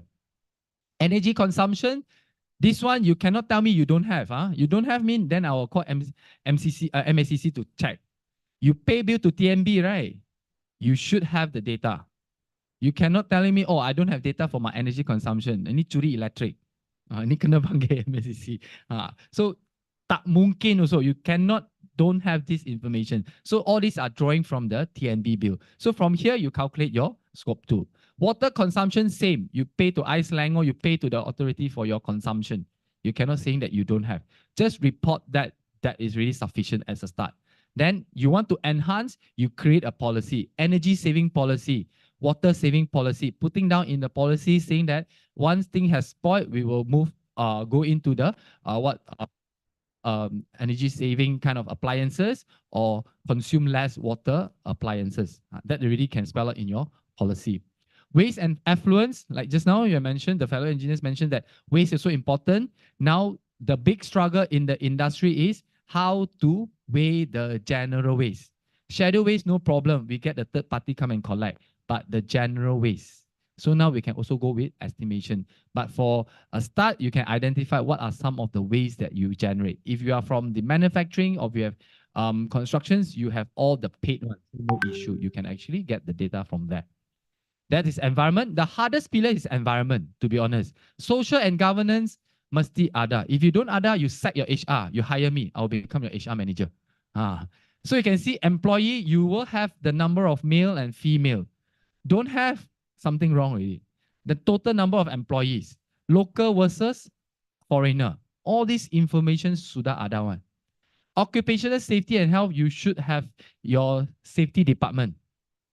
If you're from the manufacturing, if for consultant perspective, some form of safety training. If not, then maybe you can ask IEM also to conduct some workshop for safety. Send your staff here. Then it's also part of the occupational safety and health already. Then what is your commitment? What is your conducive environment for them? Training, upscaling your staff is also one component. I'm sure all company will send your staff for training. Don't know what to do? Ask IEM. IEM has a low list of training. So come to us. We also have a lot of training provided for all our fellow engineers. Then CSR, like I mentioned just now, you do your CSR program. Because you can see in the rating agency, they never mention that anything above 10,000 only consider CSR. No, even 1 ringgit or 0 ringgit is also considered CSR. If you don't have budget, you can always work with hospital to do blood donation drive. It's also part of the CSR. So that is also 0 cost. Okay. Then governance, most important is your board of directors. Do they actually come discuss on this topic? Privacy and data protections, I'm pretty sure you have. If you don't have policy, if not, ask ChatGPT. If not, DeepSeek now, you have another version. Okay, you can choose and compare which one better. Okay, then legal compliance, all the legal compliance that you need to fulfill. Either you are from the consultant or even from the manufacturing. Then anti-bribery, anti-corruption policy, whistleblowing policy. I don't think any organization out there, especially from the engineering perspective, will actually fall into this. I don't think we practice all this because we are bound to all this ethical approach. So you can see all these 3 pillars, I already enlightened you that this is not new. None of this actually saying that you cannot fulfill. You have some form of information. But my question is, how comprehensive is this information? That is a question mark. That's why it's a journey. We start off with the basic, then slowly we improve. I give you an example how I improve on energy. Today I have energy policy. Then I have reported my energy consumption. By doing good, hopefully next year I see a form of reduction. If not, I maintain so that you have a data for you to monitor. If you don't have this data, you will just go up and down like heartbeat like that. So you will not progress as an organization. Okay? So that tak jalan dah. Next slide. Okay. So in that guideline, we even come up with a template, how a report look like.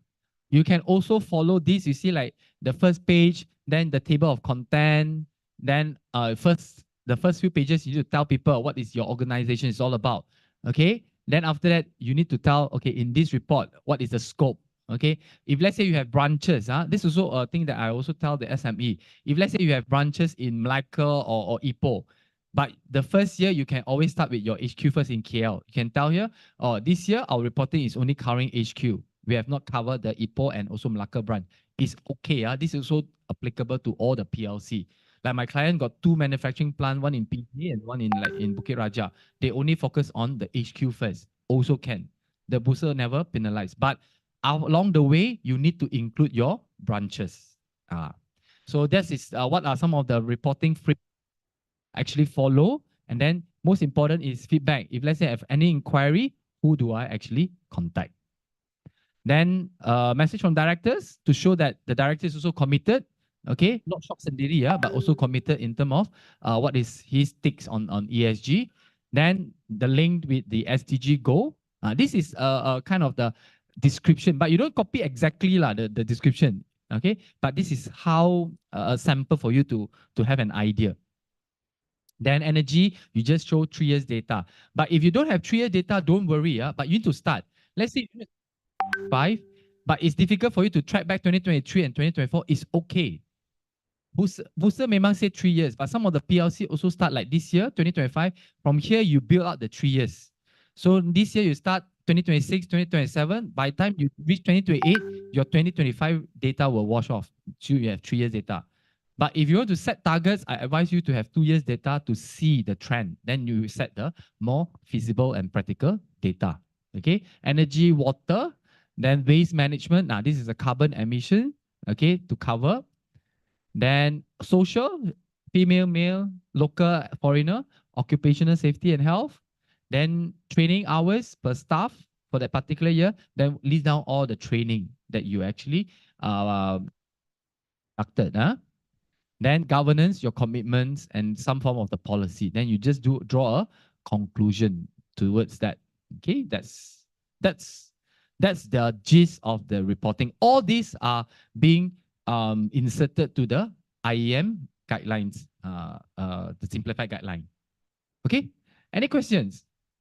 Just on time, I got 7 more minutes.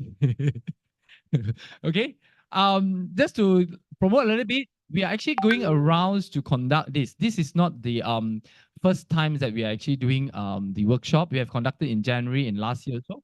But the upcoming one will be a webinar on the 22nd of March, where I actually dive in a little bit more on the concept, but we will actually focus more on the in-depth of what is being lined out in our ESG guidelines. What are some of the components?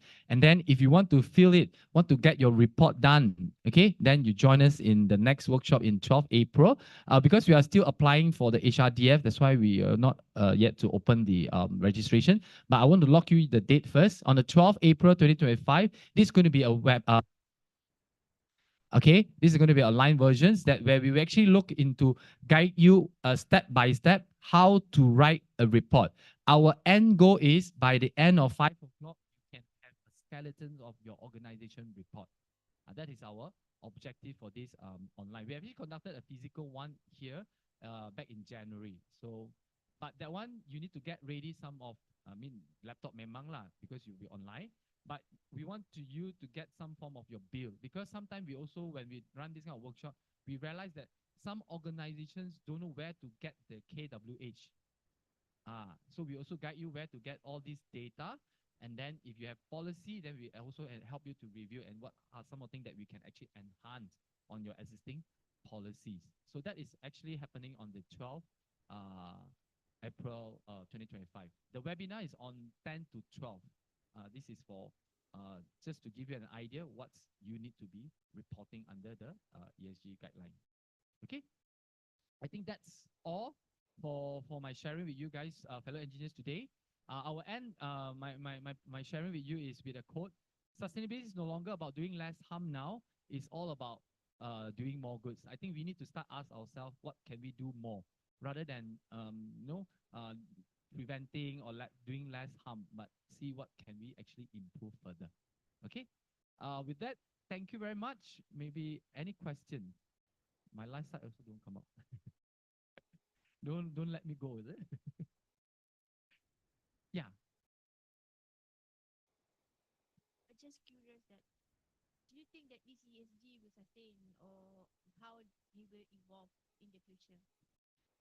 Thank you, Prof. The question is very interesting. Yeah, these things for me personally, I was think that is going to be staying here forever, regardless of whatever publics or even in the global perspective, how people look at it. But for me, this is something to do good to the environment. I think we need to be in that role, in that manner. Don't see as a compliant. If today we are doing all this for the benefit of the organizations and also the environment, then you're on the right track.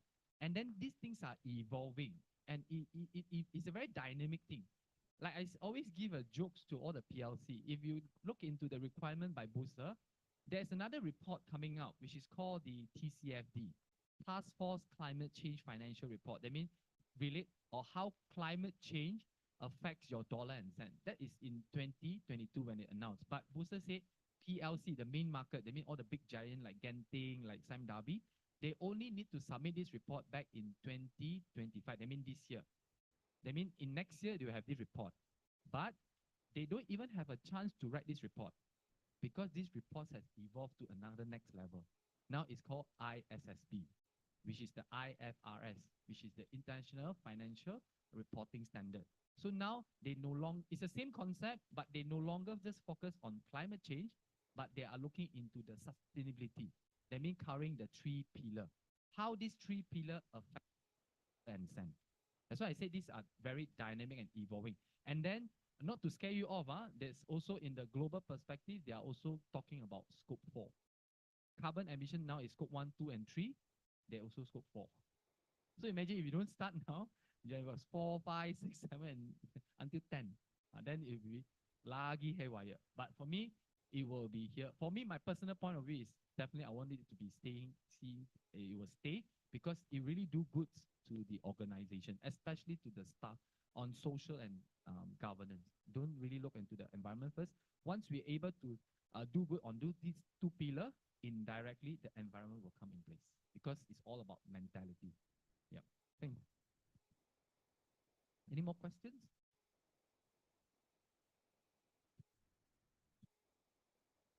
Yeah. First of all, thank you very much, Prof, yeah. Dr. Leong, for giving us a good speech. I have to praise him first. Then I give him some pointers. Right. First of all, our effort is not so well publicized. You have to acknowledge that. Yeah. But as you know, there is a ESGAM. Yeah. ESG Association Malaysia. Right. I think we have to work together with them. They have to acknowledge us, we just have to acknowledge them. Because I do meet them. I think we did sign MOU with them, right? Yeah, I think we signed. So I think we had to work with them. Because they do broadly for all companies, engineering and non-engineering. So we have to be part of their effort. That means we have to be part of the overall national effort. The collaborative mode. Yes, Yep. that is missing. Yep. Then we don't get much publicity. That is something we have to work on. Yes. Thank you. Yes, okay.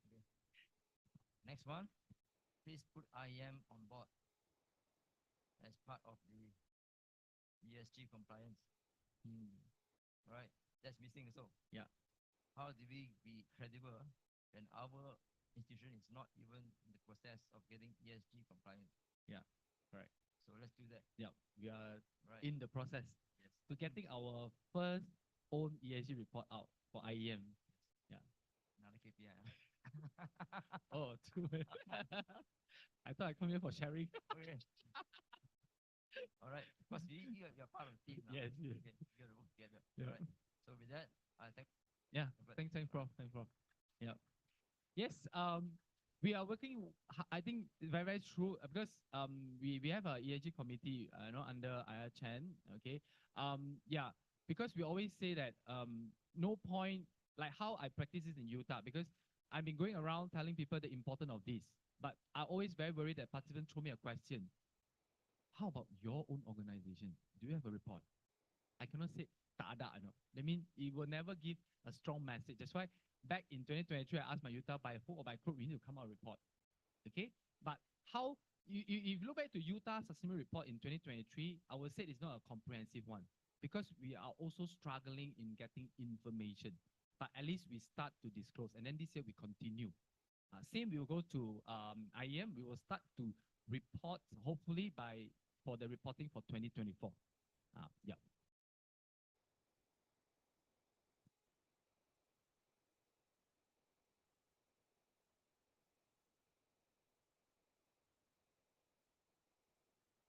what's the take now? Are we like for example in the IEM case? Is it a journey eventually you need to actually align with the global reporting standards like GRI? Yep. Is that the intent at the end of the day? So you can see our IEM guidelines is actually referring to the GRI, but it's a simplified version. So along, and then when we have more data especially in terms of years, then we were able to grow in terms of. Yeah. Then it will be more credible. Yes, If you but- align with international reporting Correct. framework and standards But like but GRI. not to worry. Whatever thing that you are plugging in, the one that we refer to our simplified guideline is already aligned with the GRI and also our local, especially from the booster guideline. And then we also refer to the simplified version from capital market for the SME group. But all these guideline is the same. Sama aja. Because the element that I show you just now, the environment got the 4 indicators. This one doesn't run. This is fixed. Under environment, you have all. Unless today, if our simplified guideline don't have energy, something wrong with our framework. I think you're right. Because at the end of the day, what happens is a lot of times, a lot of organizations they get. Yes. Yeah, right.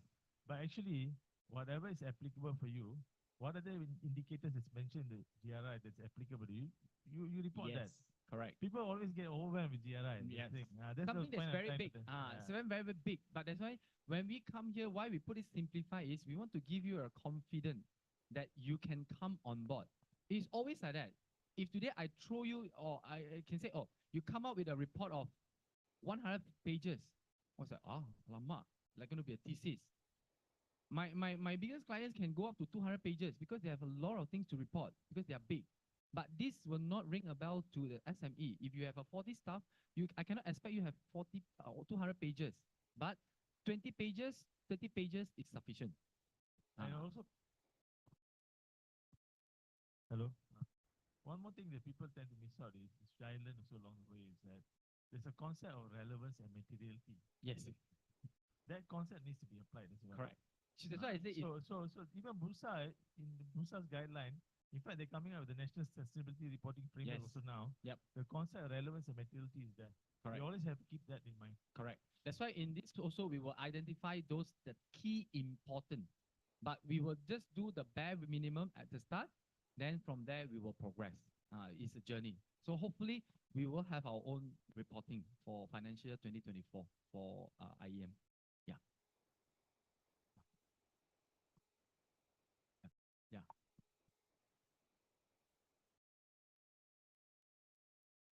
I'm actually quite agree with your stand when talking about a social where a youngster is going for a more benefits environment. Yep. And I'm from UTM Johor, Mm. and almost 70% or above of my friends engineering went for Singapore for work for higher salary paid. And my question is that a challenge for Malaysia as well? Yes. It's always a challenge. Yeah. Ask all the bosses here. Because in Utah context also, now more and more students are going to Singapore. But how are we able to work and retain this talent? Okay. I always tell my students, okay, don't look so much on to the money at the start. I always tell them is as long as you can gain the experience, then you are pretty good. I give an example. Actually, I worked in Singapore for 3 years. I also studied in UTHM in Johor. By that time, you are actually looking at money. But when you are there, it's a different world. It's not an ideal world that how people project. That's why I come back. In Malaysia, this is my own personal point of view. In Malaysia, because we are Malaysian, we can build our network. If we are in Singapore, we are a second-class citizen. You like it or not, we are not. You convert. Unless you convert. Yes, you have that conversion. The 3-5 there, 3.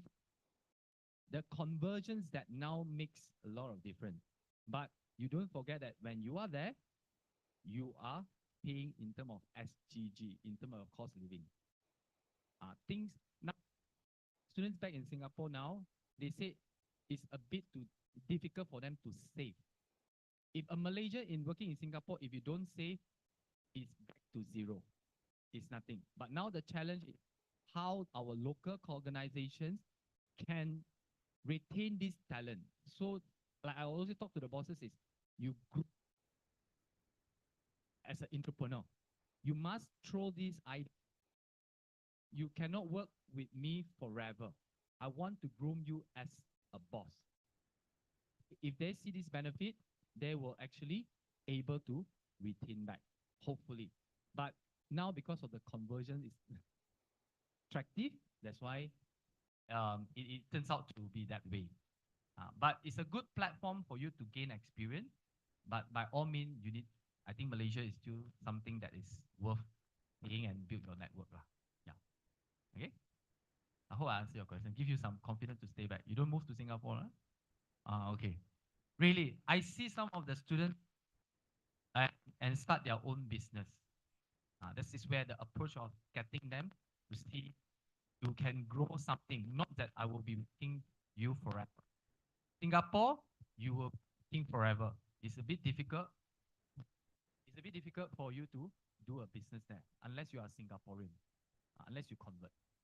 Okay. But once you convert, never able to get back Malaysia citizen. This is something that I'm very proud. Malaysian citizenship is one of the hardest to get. Okay. One more question. Yeah. Actually, I'm just wondering. I'm very good. I mean, I like IEM guidelines. Let's come back to ground level. You see, a lot of our consultants like me and we're also proprietors, small and medium enterprise. Just doing it and all that. So when things like this come out, we haven't done much of it, but we're trying to read and keep on reading. That's it. And we've been collecting a lot of knowledges from a lot of speakers and all that. But be more efficient, like helping small and medium enterprises. I think IEM is there IEM has any mechanism where we can actually, you go to IEM training center, they have got this particular service. We don't mind paying for it and getting things done, but we are asked to read the guidelines, to come up with development. It's very difficult. Does IEM have this kind of services in mind? So that it's like I can go to IEM and get it done fast. Things like that. Yes, definitely. Now that's why we have a team now under IEM who actually work on this. One of it is the online or even the physical workshop. But if you think that you cannot handle, then you can always come back to us. Then we will actually kind of support you, particular for your organization. Even now, to the extent of, because IEM also a training provider, so all of us are HRDF accredited trainer. So even to the extent that if you want us to conduct a customized training for your organizations, yeah, we do have, because IEM is a training provider. We also can actually do that approach. But now, the other concept they want to sell out is we don't want our fellow engineers to depend on the third-party consultant. Because remember, this is sustainable. Because it's a yearly thing. Unless you really don't have the resources. But if you have the resources, we want to train up your engineers to help you to write the report in terms of annually, rather than you pay to a third party. Yeah, I'm very happy to become a consultant, but it will not be so sustainable. Like I always tell my client, you cannot always depend on me. You need to move. Someday you need to move alone, because this is going to be like an annual report, and it's something doable. Unless you say audit, it's different. But it's something that is doable at your level. But I'm definitely agree that the first few rounds you need to have training, you have some guidance, especially on the environment part. If you are not really on the very technical about environment, you might have a problem. But I don't think an issue for engineer. Engineers are born to be putting in our shoe in everywhere. That is the nature of engineer. But if you need this kind of service, you can always approach us. Okay? Yeah. I think that's all. Thank you very much for your times. And I think anything you can still contact me and also the IEM Secretariat for any of the clarifications or information. Thank you. Thank you. A round of applause. And thank you to Engineer TS Dr. Leong Kahon for that insightful presentation. And please. Sorry. Okay. And we invite our President, Engineer Prof. Dr. Jeffrey Chiang, to present a token of appreciation to our speaker today.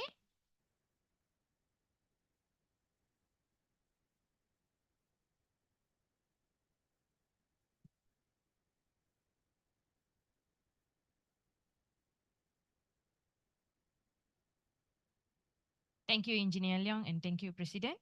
And next, we have our one more CSI event happening today here, right here in Petaling Jaya.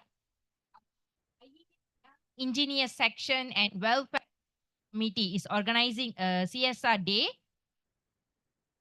It's happening right now here in Pusat Pengajian Kanak-Kanak Cacat Taman Mega 2. They are having it from 10 to 12 p.m. Let's watch the recording.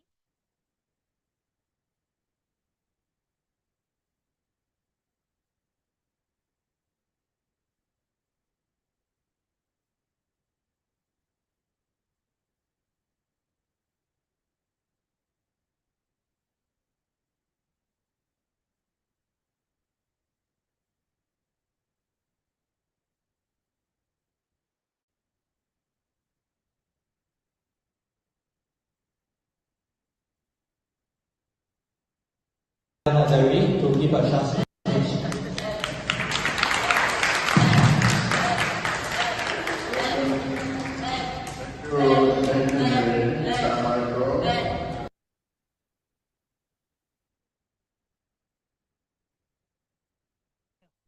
not audio.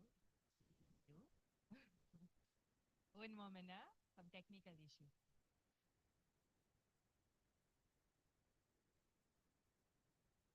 Nazari to give a short speech.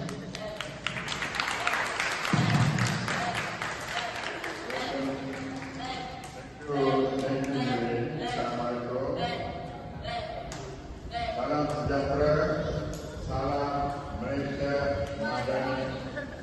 Apa khabar semua? Baik.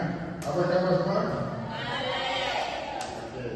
Terima kasih kerana menerima kehadiran kami semua daripada institusi Ultra Malaysia dan kehadiran kami di sini. Kami rasa cukup bangga kerana kamu semua sudi menerima kedatangan kami. Boleh tepuk sekali? Dan kami ingin maklumkan institusi Ultra Malaysia ini adalah merupakan satu organisasi yang menjaga, bukan sahaja menjaga kebajikan ultra, tetapi juga menjaga kebajikan masyarakat, terutamanya kamu semua. Jadi kami rasa tempat yang terbaik sementara sebab minggu ini nak merupakan minggu kejudaraan. Jadi kami mengambil kesempatan memilih satu tempat yang cukup hebat. Dalam kita pilih, rupa-rupanya pusat penjagaan OKU ini, pusat penjagaan Taman Mega merupakan paling hebat.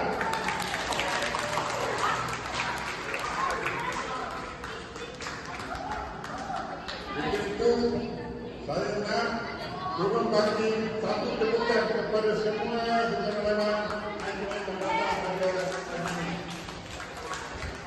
sebagai memenuhi program pertama.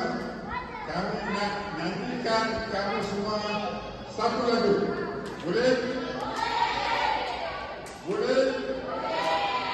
Okey. Saya tidak akan lepas menyanyi, saya berhenti cakap. Okey. Mulakan. Mana. Come. Some happy moments of today's event, which is happening now by IEM and Welfare CSR event. Okay, next, we invite all of you front to take a group photo. Everybody to come in front for the group photo session.